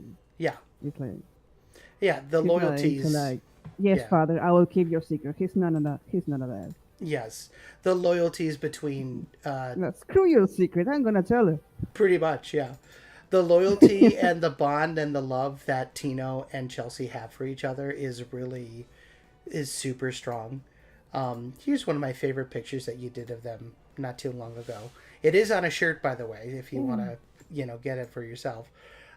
They are the best of cousins, and Tino's the kind of guy who will listen to Chelsai ramble on about how she feels about Chucky.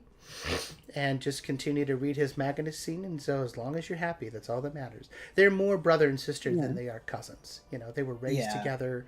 Here's a fun fact for all of you: Chelsea is 5 minutes older than him. They were born the same day. I did not know. Okay, I didn't know. Yes, you did know that, Michael. You just forgore. It's been a long time. Okay. So that's why they Lord Keeper. Yeah. Harvey Mancia asks, so is Tigrinya is the substitution for India and by expansion the British Raj? I guess I don't know. We haven't gotten that far yet. We're not going too crazy about it. We may have an episode where they go to Tigrinya. We haven't gotten there yet, but when we get there, you will learn as we go. It looks like Chelsea's prosthetic. The colors are more subtle looking and not as mechanical. Yes, that was by design, because we did not want. Well, we also did more research, and the people who were considered more upper class, their goal with the prosthetics that they were wearing was to make them subtle, because even though they were pretty common, they were still kind of looked down upon. And as well, Chelsea doesn't want people coddling her more than Tommy already does. Right. So her making her arm appear more like her natural arm is a way for her to kind of be like, hey, I'm fine. Yeah. Like, just let me do my thing. Exactly. Really quick, we do have an off-topic question from Toddley YT. Hey, Chucky, here's another question I have. What do you think will be the age rating of the show? I'm curious. I don't think it will be rated R, but still. Nope, it's PG. So probably, PG. It's made for families. It's not made for kids. I'd say like 12 and up. Yeah. 10 to 12 and up. Yeah. Like, we want everyone to be able to enjoy it. Yeah, PG-13. Yeah. Yeah. It's not going to be like super vulgar or anything, but we're definitely going to be putting in jokes for adults to enjoy. Oh, 100%. We have to. Like, we have to put that kind of humor. We have a bit of an innuendo here and there. Absolutely. Yeah. So, it's very clear, obviously, that Chucky and Chelsea do have feelings for each other, but we won't explore too much of that in the beginning. We're not quite there yet. They haven't developed enough yet, but they are confirmed to end game or mid game even. I don't know when they'll officially get together, but right. I just love their relationship because they're more best friends. We discuss the story. Yeah. Well, I love it because they're more like best friends, Like they have a love and respect for each other as friends, and they're sweethearts, exactly. Will Chucky get a theme song? He has a theme song. He does have a theme song. It's on our channel even. Yeah, it's the first thing you see when you click on the channel. One thing I also like about the dynamic between Chelsea and Chucky is that they are like a little bit kind of opposites attract, where Chelsea is kind of much more pragmatic and like has been in this business forever and kind of has to keep things on the rails, but then Chucky she kind of reins him in while he helps her open up and be a bit more not reckless but adventurous, I guess. That's a good word. Yeah. Chucky allows her to put her Chucky allows her to let loose and let her, freaky flag fly, and Chelsea keeps Chucky grounded. So they are able to help each other grow, and it's a wonderful, it's a wonderful dynamic. I like to imagine them like Chelsea is kind of always in work mode because so many bad things happen to her. Like it's just like she's perpetually thinking that something bad will happen. Yeah. 100%. And a fun little tidbit that we're kind of things. Yeah. Toying around with is we're thinking about maybe as the show continues, like her hair will kind of grow through the season. Mm-hmm. That's something we've been kind of thinking about. We think it might be a fun little thing to toy around with. Yeah. We can see her in different hairstyles and such, and Yeah. Mm-hmm. all that She good. literally lets her hair As long down, as she doesn't have a loop. you know. And Oh I, Yeah. damn. you know, and I love that because, you know, Chucky and Chelsea, like I said, they are best friends first and foremost, right? Like they love each other. You know, Chelsea sees a lot in Tommy or in Chucky. Stands up to Tommy for him, puts in a good word to Tommy for him. As a matter of fact, she's the reason why a lot has happened at the studio. Like she's the one who uh, basically stops a coup from happening. We'll talk more. If you've seen the Bruno Bronco, we do need to redo the Bruno Bronco stuff. We'll talk about that later. Yeah, yeah. The Bruno Bronco stuff, as it pertains to Tommy specifically, has also kind of changed pretty dramatically. Yeah. But what I love about her is that, you know, she's the one who kind of puts things into motion for Chucky to be able to go and do the things that he does. And she stands firm in her choice. And if anybody gives her flack for it, she has no problem telling them off and going, oh, okay. Like one character that we are going to go over tonight, probably after Chelsea, is Johnny Jackrabbit. And I love the dynamic that the two of them have because they grew up together, right? And we'll learn more about that in a little bit, but I'll give you a little bit of a sneak preview right here. You know, they grew up together making the cartoons that Tommy starred in and, you know, working on the set. And it's really very interesting to see their dynamic. And so Chelsea knows how to, you know, handle different personalities and handle them well. And I think that's one of the things that makes her such a fantastic leader. Like, she takes no nonsense. She knows when people need more, you know, love or need more, you know, sandpaper or what have you, right? She is the epitome of an amazing leader during a time when female leaders really weren't a thing, except in Hollywood. You know, there were a lot of amazing female director producers, especially during the silent movie era, right? And I love how Chelsea has evolved. I would love to be able to explore a lot more, I guess, cultural things with Chelsea, if that makes sense. You know, little things pop out like in jewelry and fashion and food preferences or things like that. She has a good eye for culture. She has a good eye for all sorts of really cool things, you know. And I'm very excited to begin to explore more about this character. I adore her. I love Chelsea, and I know everyone else will too when she debuts in the next cartoon. Yes.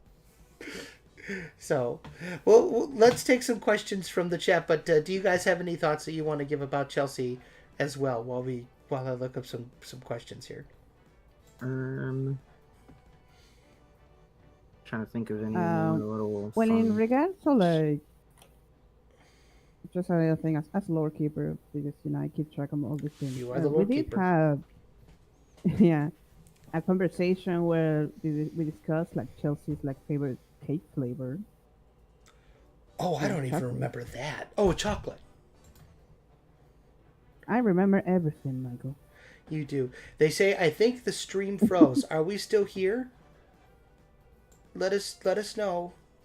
I don't think it's frozen. Okay, let us know if we're still here.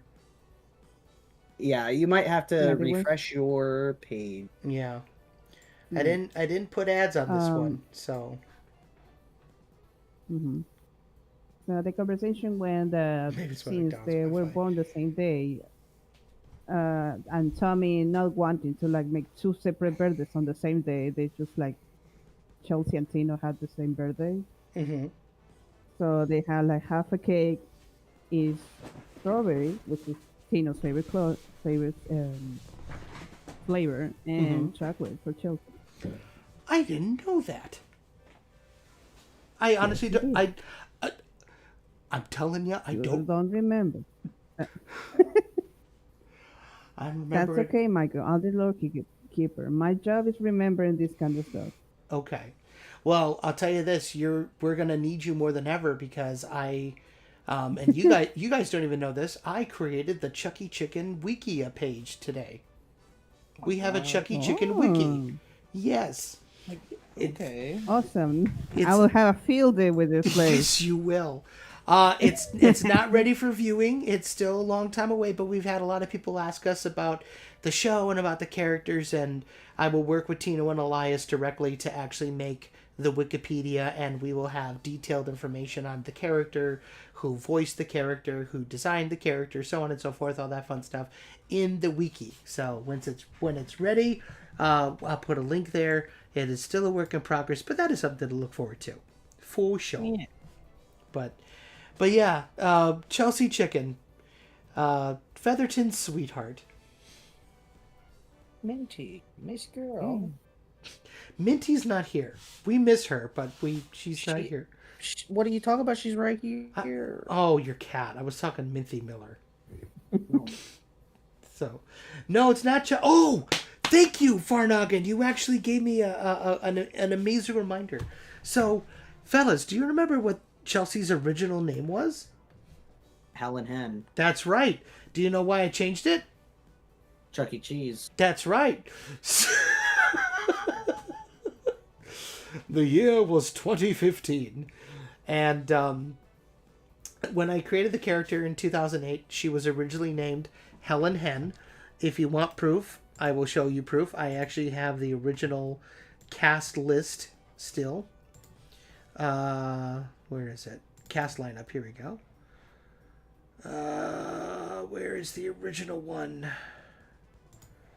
Oh, this is the one without the names. Darn it. Alright, hold on. Let me... Character art. Gosh, darn it. Dang it! Where is it?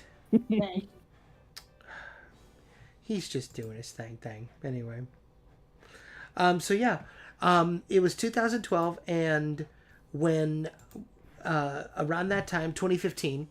in 2012, Chuck E. Cheese went through its massive redo, right? It's rebranding, redesign of all the characters, the whole 9 yards, so forth. Anyway, what ended up happening was because Chelsai, or Helen, I should say, I thought I had finally found her design, and this is what she was going to look like when I redesigned Helen Hen. So she was going to be a blonde, and she was going to have a sundress and brown eyes, the whole 9 yards, right?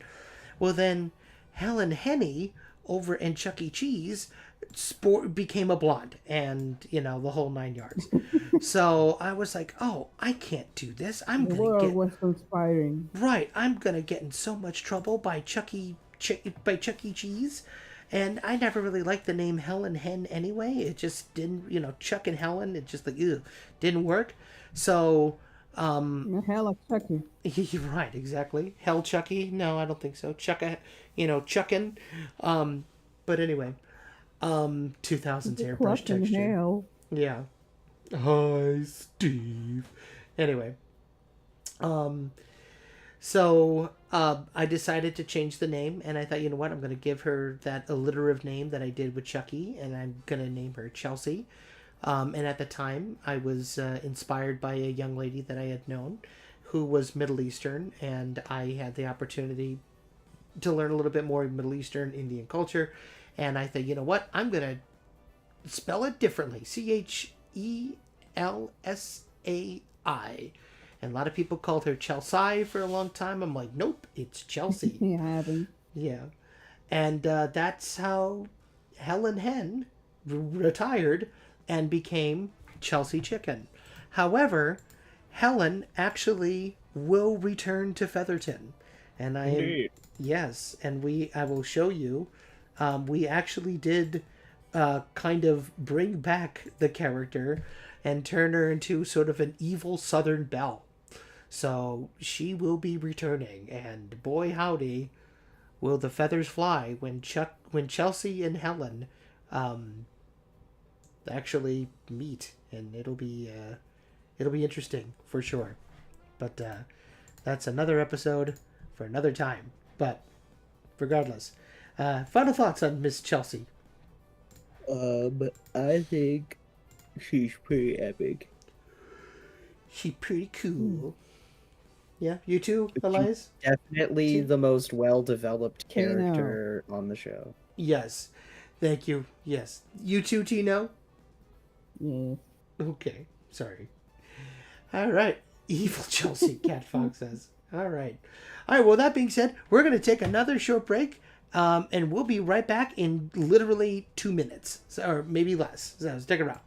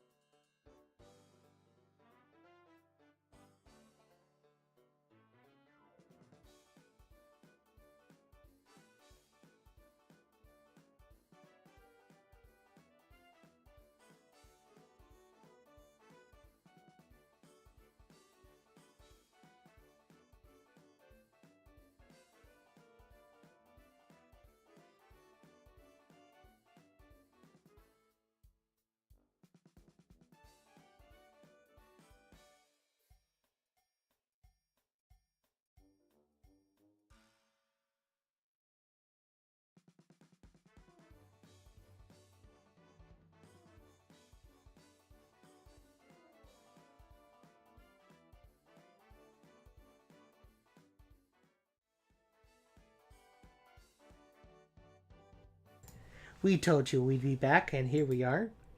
Okay, so we're gonna.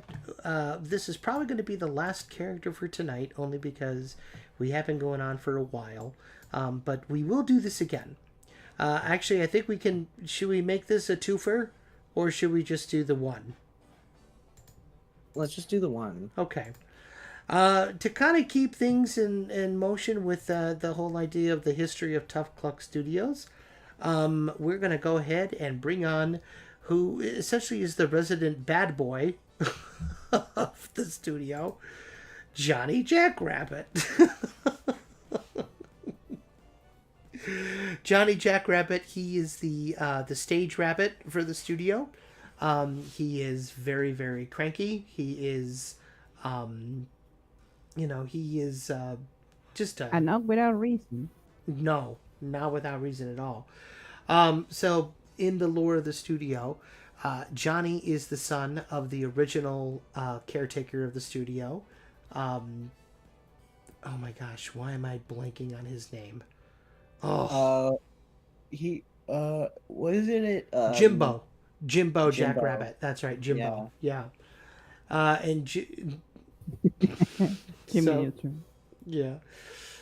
Jimbo Jackrabbit.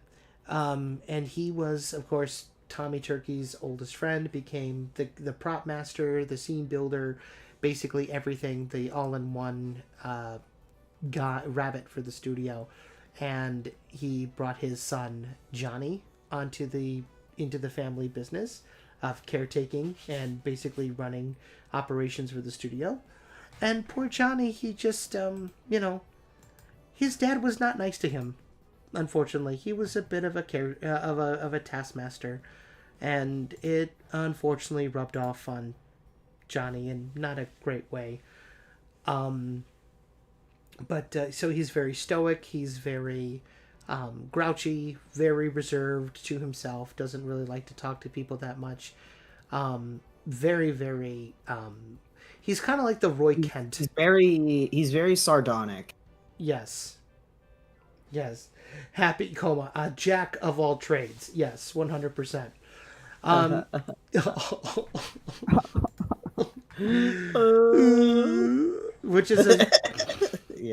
Which is a stark contrast to how he was originally designed.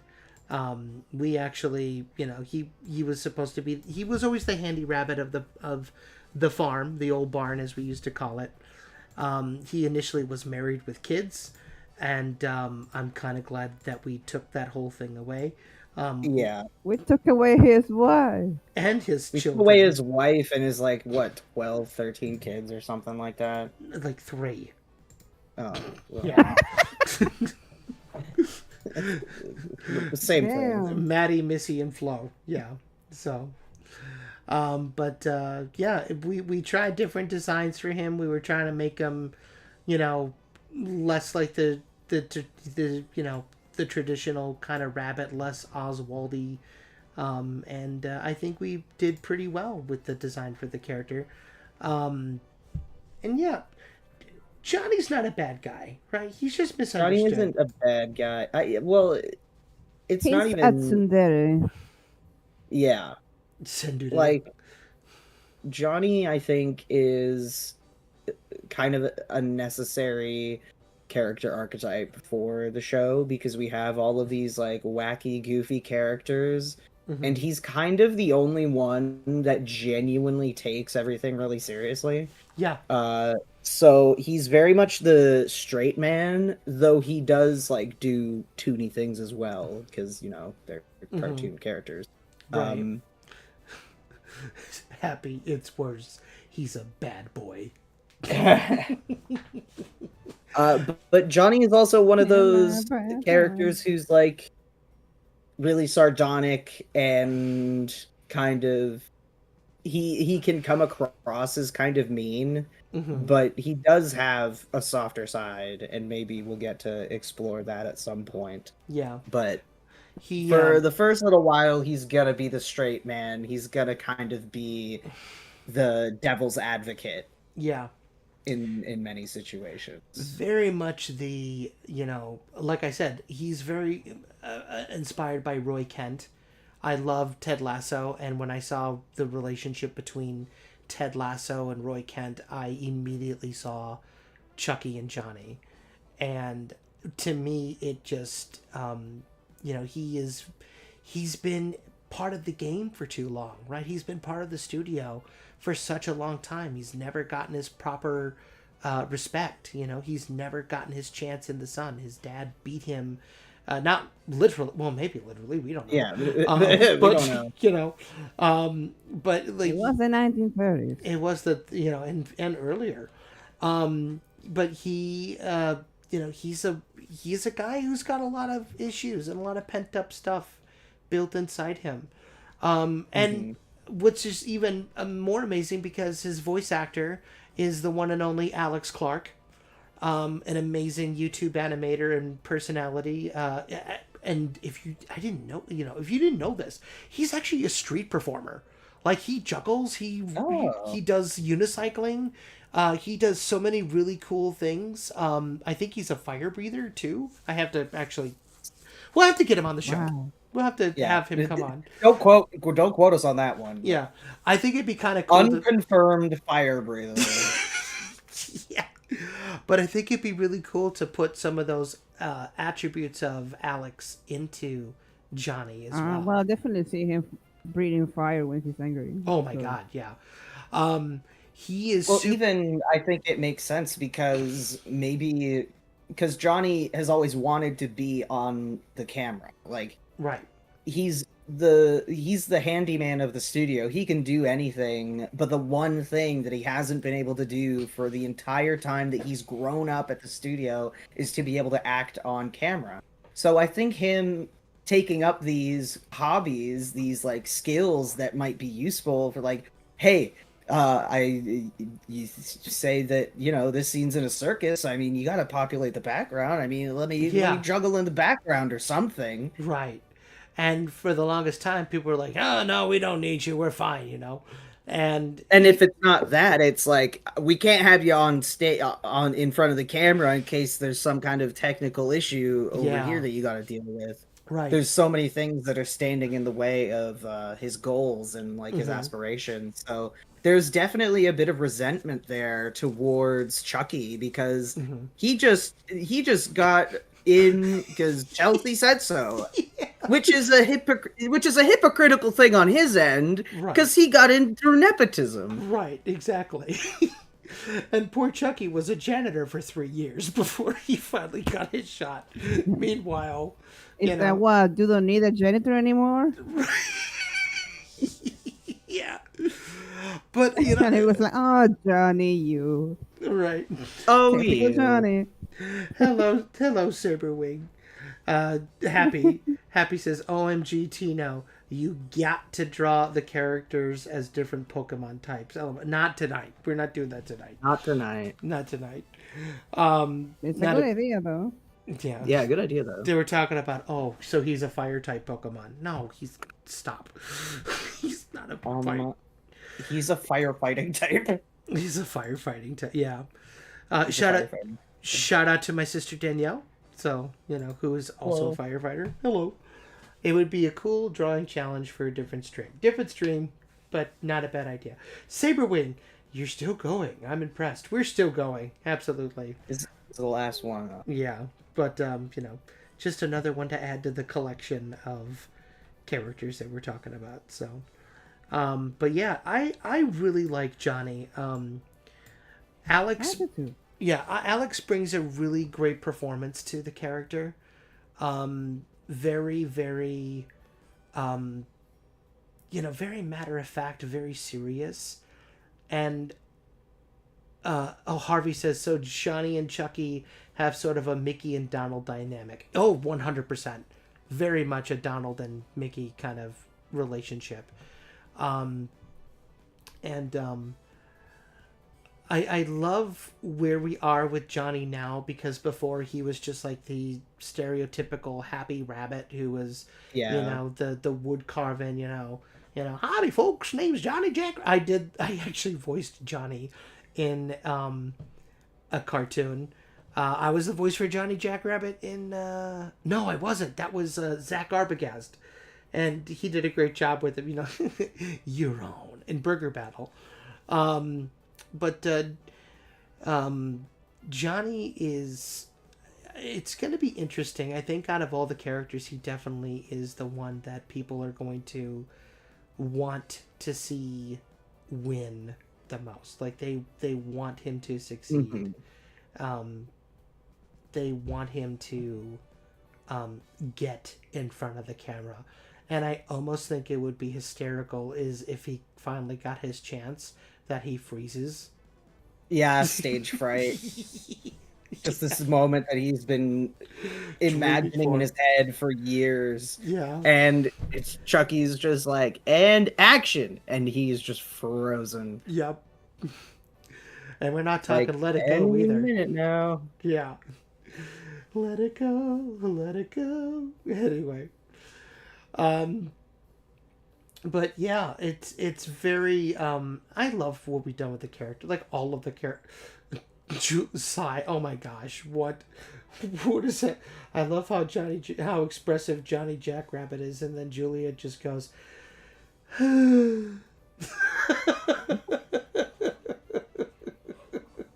what is that supposed to mean? I don't know. They're asking elaborate. They're asking you to draw him in an Elsa dress. No, not tonight. That's another stream. That's for Halloween. That is for Halloween. By the way, I love that shirt he's wearing here. Oh yeah, with the stripe. Yeah. That was your design, Elias. Yeah, I think that was when we were kind of recoloring him a bit. Mm-hmm. And then you were like, "Can you use a sweater?" And I'm like, "Okay." Well, because the original redesign of him was done by our buddy Brian Finley, right? Yeah. And this is the original redesign of Johnny, giving him more of that personality, more of that Bugs Bunny, Brer Rabbit kind of look. I was like, look, I love all these rabbits. I love Brer Rabbit. I love Bugs Bunny. I love Oswald. Is there a way that we can combine them all together? Yeah. And he said, yeah, sure. Here, give me a second. And he whipped this up, and it was absolutely spectacular. And we actually did a few, variations with him. Like here's one that we were going to use with him doing the props. This was kind of like the origins of him being the prop master and the prop designer for Tough Cluck Studios. We got the rubber ducky, we got the hat box, cacti, beanstalk, all sorts of cool stuff. And then it was like, well, when we set it in the 1930s, they didn't have. They didn't really have hoodies. Yeah, they just had sweaters. Yeah, so we thought, okay, well, why don't we give him, a vest shirt combo? But then we were like, well, no, because then he's gonna look like every other character in the show. Yeah. So we were looking at bully type characters. We were looking at Lampwick, and we were looking at Pete, and we were looking at a couple other characters, and we noticed that they had this stripe. Like bullies had like this turtleneck with the stripe across the top of it. Julia says, I sighed in disgust and disappointment towards Kim's comment. Oh, okay. All right. I was thinking that you would cite disappointment on my drawing. It's like, Never. Well, no one could do that. Never. Saberwing. Brian, the internet can be really mean. Here's a comment from Saberwing. Dang, his butt sticks out like an air conditioner in that shirt. Vest pose. Yeah. Oh, okay. Yeah, in the old one. Let's see. Not in yours, in mine. Like, yeah, he definitely is like, hey, how's it going, boys? He's cheeked up. Don't be mad at him. He can't help it. He's not bad. He's just drawn that way. Not his fault. You want to clap? Anyway, I'm not gonna lie. I kind of like this design for him a little bit. We were almost gonna use this look for him. I'm glad we didn't. I'm gonna say he's perfect now. I wouldn't change anything. No, I wouldn't either. This is more the country cousin. Hey, look, Chucky has gone. That's how he laughs. He just sounds like he's chugging something. And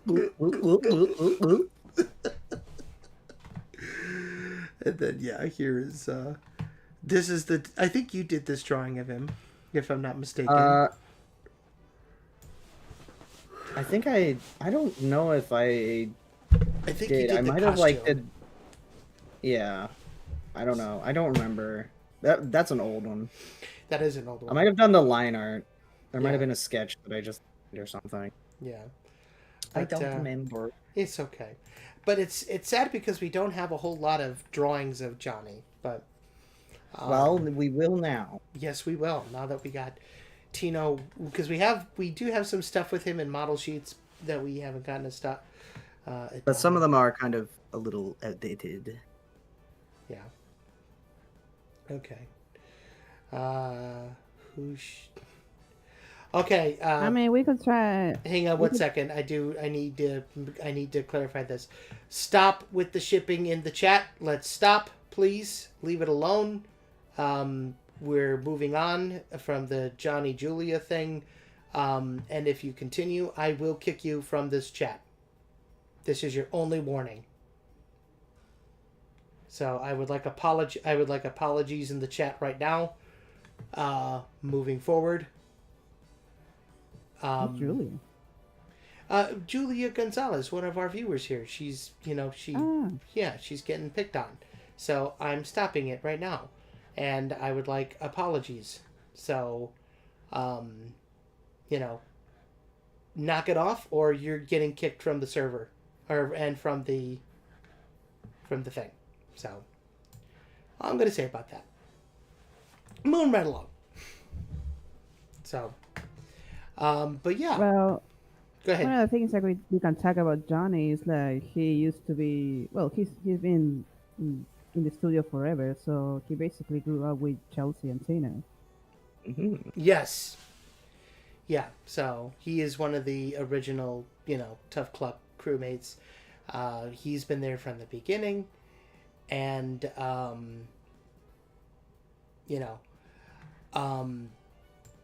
it's again, it's a very sad story. with Johnny. I think it's just he's a great character, and Yeah. I think he's gonna Yeah, we be. still need to like build up his lore a little bit. We really nailed down his like personality and I like got an who he idea is, though. but we don't really we need to build up more of his story. Like we know the basics, Hmm. like yeah, he came here, or he started because his dad works here, and he's been here ever since, and that's kind of it. Oh, Right. and he has a younger sister who is Yes, who's Janice. kind of, yeah, Janice, and she's kind of our like Shirley Temple-esque character, but Mm-hmm. like it won't be as dark as the reality she faced. Oh no, yeah, no. She's just a child starlet type And vibe. and that's her right Um, here, little Janice.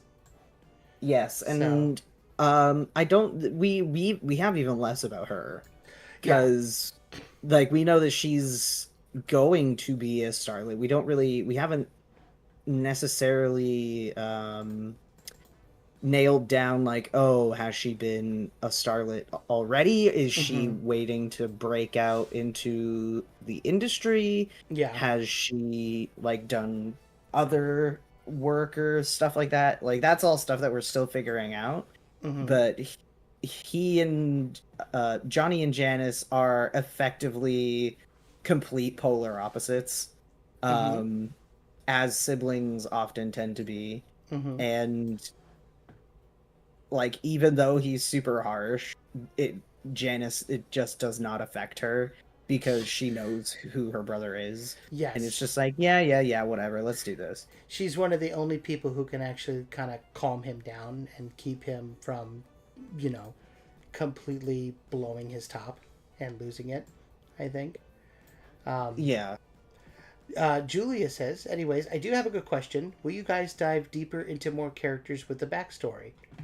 Yeah, we'll Yeah. be doing a few more of these. I think next stream we'll probably just do some regular drawing, Mm-hmm. and then this might be like an every other stream type thing where it's just like, okay, one Yeah. week we do regular drawing stuff, and then another week we'll do character breakdown stuff until there are no characters to talk about, I guess.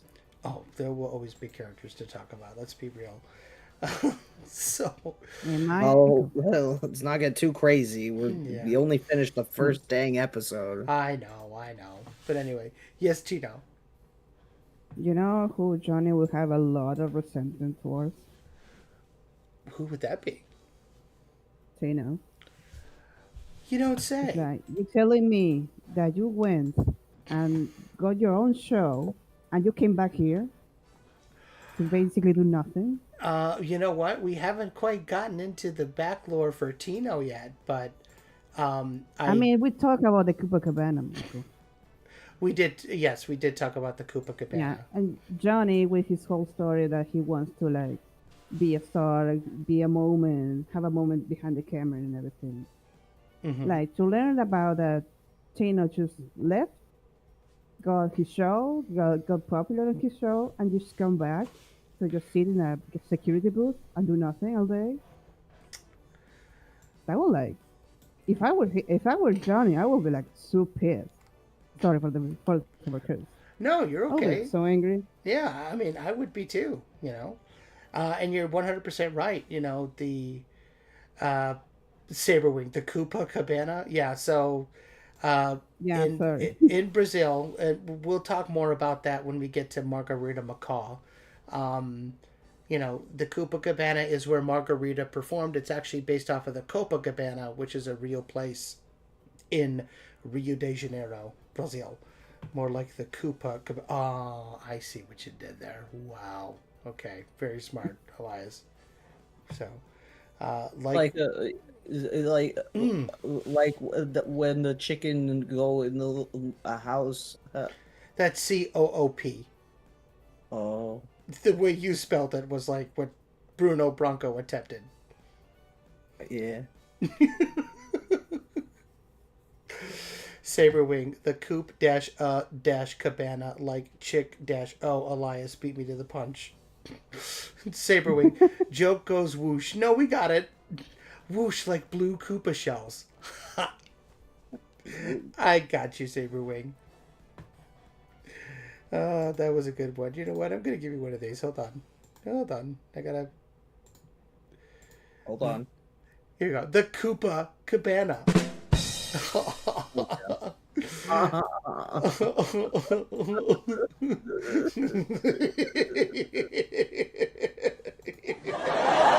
the new bit, everybody. Okay. People love the crying bit. So. Oh my God. The good thing to... I find that I just keep defaulting to that every time I forget and don't know what to say. It's okay. Oh my gosh. I can't wait for them to get to Louis. You're not stupid.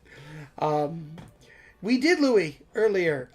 We actually there's a that is on the channel, but we'll redo him on stream at some point. Yeah. For now, we're just gonna dive into some characters that we haven't done this for. Yeah. So, and we have not done one for Johnny, nor have we done one for Tina. We'll get there, but yeah, I do agree with you. I feel like Johnny would absolutely resent the heck out of Tino. And to answer, Julia did ask deeper backstory. She did say like with mental disorders or something. Yeah, we can talk about that for sure. Maybe. Yeah. Yeah, you know. Again, the whole thing with the characters that I do want to stress is that, and with the show in general, I think it's important to stress that when it comes to stuff that is talked about today, like mental disorders or, you know, preferences or, you know, all that stuff, we don't do that on our show, and there's a reason why. Number one, we want this to be timeless. We want this to continue to age well. We want this to be entertaining first, and that's incredibly important to us, number one. Number two, we also, you know, the show takes place in 1932. Or between 1932 and 1934. There was a lot of stuff that they didn't talk about back then. There were things that they just didn't, they didn't talk about mental disorder. They didn't know what those even were, you know. It was a very, I guess, quote unquote, primitive time. You know. I mean, they thought the electroshock was good for depression. Yeah, and they thought lobotomies were good, you know. Yeah, and lobotomy came later. Yeah. Oh. Yeah. Like more the 50s-ish, I think. Mm-hmm. But 40s, 50s. Yeah. Yeah. But another thing too is that, like, you know, all of the like lore and stuff that we're talking about, that's all like pre-show. Mm-hmm. And as well as other things like, oh, this character has XYZ or is blah blah blah, PDQ, all that stuff. All that sort of thing. Like, that's all stuff that we know. But it's not anything that we're really going to like delve into much in the show, if at all, just because that's not what the show is about. Right. Like, we want to have deep, well-rounded characters that are likable and, you know, you can empathize with them, but we don't want to spell out who a character is. Like, they enter the stage and say, hello, my name is this, and I'm this, and I like this, and also this alphabetical list of things that are wrong with me. Mm-hmm. Like, we just want the characters to be fun, entertaining, and relatable. Honestly, it like, you can do whatever you want in the fandom. Like, headcanon all you want. Like, we don't want to... You don't want to take that away from you guys, you know. Yeah, you guys, you can headcanon anything you want and have fun with it. We want you to enjoy the characters in the world and not get so hung up on all that stuff. Saberwing says, but Elias, clunky exposition is so fun. Yeah.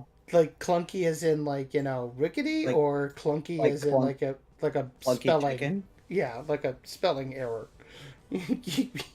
I don't think it's a spelling error because Saberwing knows how to spell Chucky, but I think he means clunky. Anyway, chunky. Chunky. Oh, But yeah, so again, like our show is supposed to be entertaining, number one, right? So again, at the end of the day, they're cartoon animals trying to make movies in 1930 something. yeah. Um, don't think too much into it. All those definitions and more, Mike. Okay.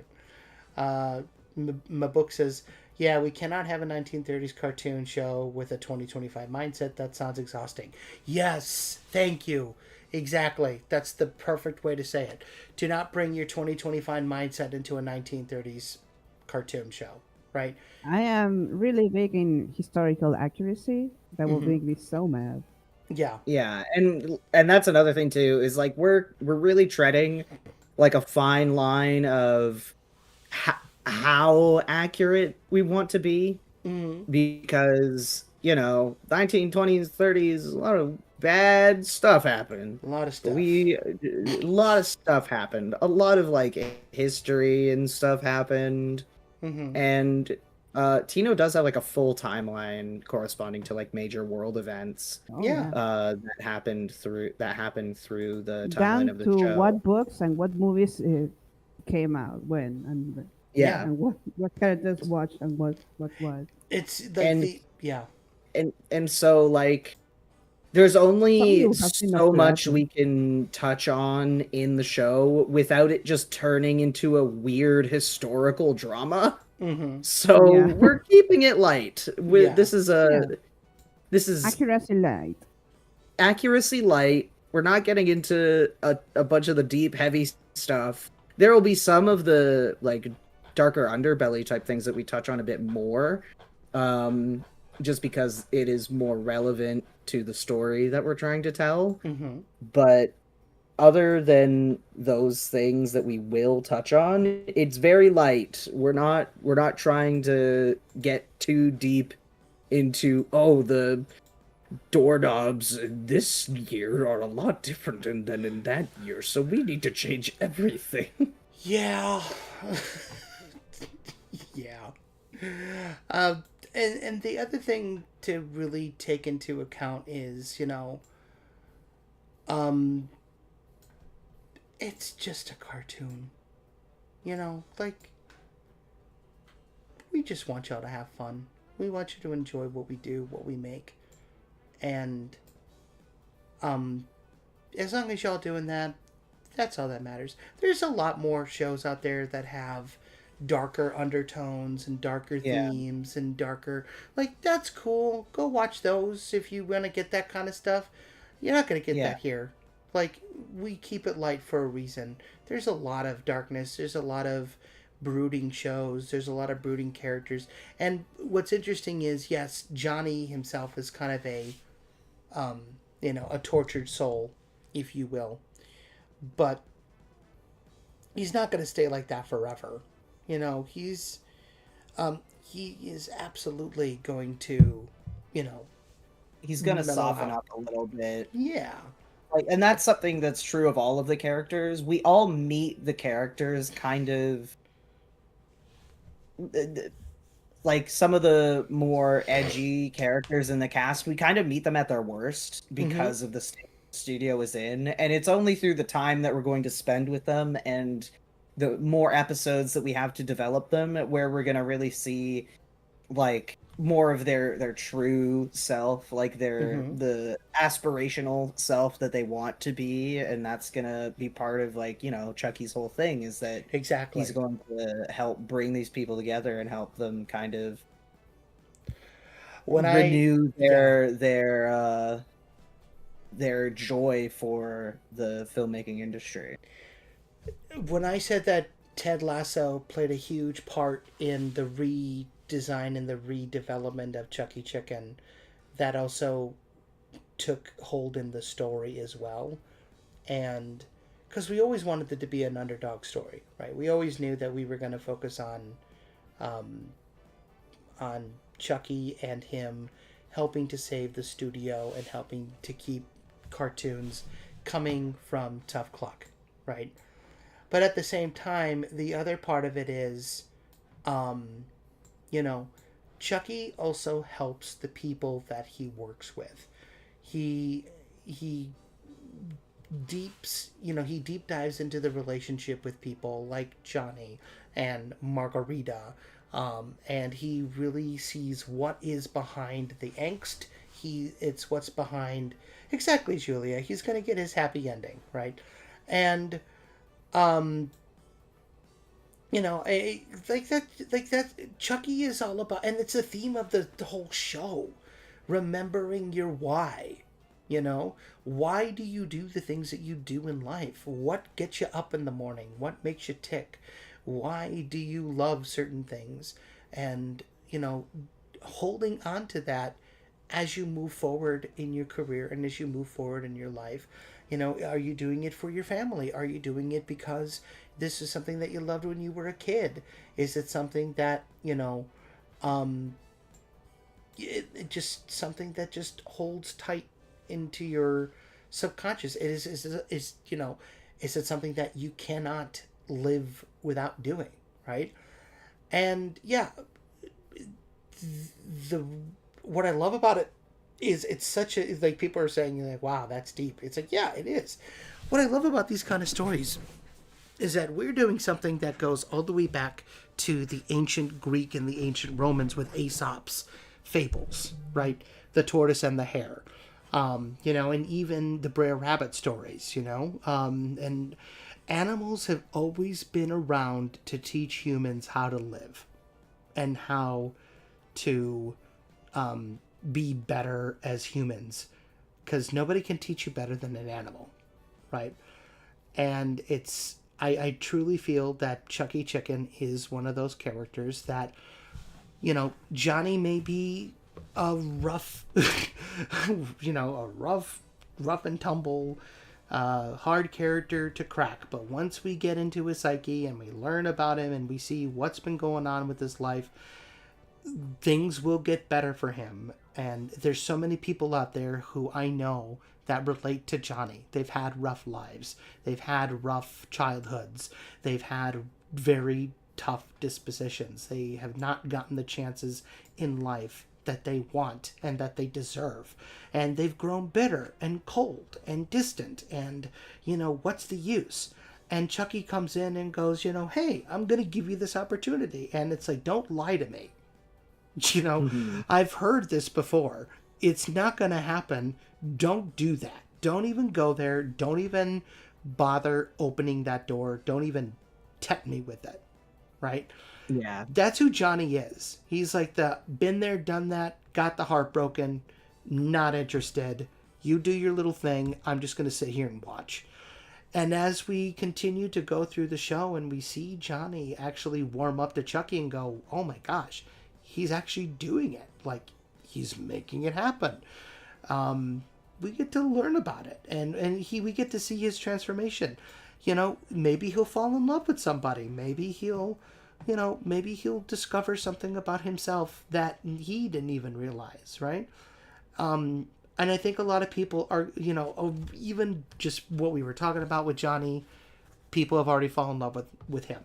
And that's what these breakdowns are all about. Getting to know our characters, getting excited about them before you even see them on the screen. And then when you do, you know them and you go, oh my gosh, this is exactly what I was looking for. Or, wow, this is even better than I imagined, But yes, everything will work out. It always does. So, yeah. Well, I'll tell you what, folks, we're going to go on a super quick break, and then we're going to end things for this particular show. Again, we're just breaking it so we can put it out on YouTube as a separate video. So stay tuned. We'll be right back in just a minute.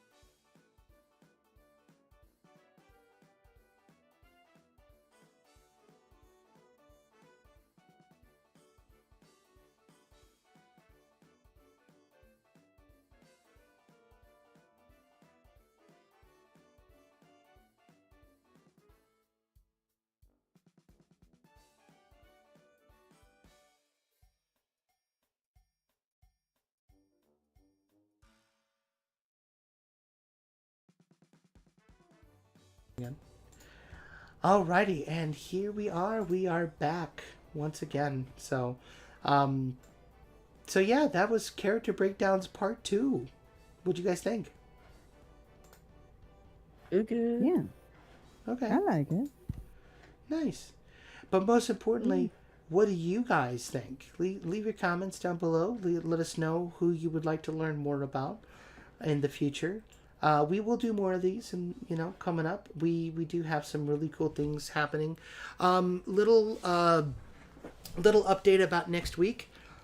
We will not be doing a stream this upcoming week, only because I am going to be in Anaheim. However, we actually did get an invitation by our dear friend Michael Gracia, and to be on his show, Tuned In. Yeah. When is that? Or is there no like Wednesday? Yet? I think it's either Wednesday or it's either going to be the Wednesday after I get back, or I think it's maybe ask about that and let us know. Either the 23rd. And then we'll let you guys know on the Discord. Yeah. But in the meantime, look forward to seeing those character breakdowns come out next week. The ones that you saw here, we're going to put them on the channel, and that'll supplement everything that we will be able to do this week. But in the meantime, thank all 27 of you who are watching right now. This is insane. Yeah. Thank you all so much. Again, if you're in Anaheim next week and you come by and you want to say hi, I'm here. And I will be bringing my Chucky Chicken plush toy, which, once again, you can get. It's available right now. Share it around. And even if as many eyeballs on it as possible. Exactly. And even if you can't buy it, get someone else to buy it for you. Doesn't matter, right? It's like, I don't care at this point. Like, just tell your friends. Tell your mom, tell your dad, tell your uncle, tell your weird Aunt Ruth. Who cares? Harvey Montias, I want more. I want to learn about the characters like Abe or Tina, or maybe tertiaries like Cecil, Chu, or Beatrice. Oh, okay. Well, Yeah, points on remembering all the names. Yeah. Harvey Montias, especially Beatrice. We barely talk about her. We really haven't, but you know what? Your BB. little BB, not a bad idea. But anyway, again, thank you all so much for watching. If you liked this episode, make sure that you hit the crap out of that like button. If you enjoy these deep dives into the characters, subscribe so you don't miss out on any of the upcoming streams. Hit the bell icon so you're notified every single time. We are at almost 1,000 subscribers since we released Driving Me Loony. I think it would be amazing that if we could get 1,000 extra subs in 2 weeks. That would be amazing, and we would be forever grateful. Keep letting folks know what we're doing. It's you guys who make the magic happen. It's you guys who continue to allow us to do what we do. If you can't get a plush, no worries. We still have awesome merch on our shop. We are going to be adding some Driving Me Loony stuff here pretty soon, like shirts or play mats or what have you. So stick around for that. In the meantime, thank you all so much for watching. And until next time, I'm Mike Cook. I'm Elias. I am Tana. And thanks for watching, folks. We'll see you next time. Bye-bye.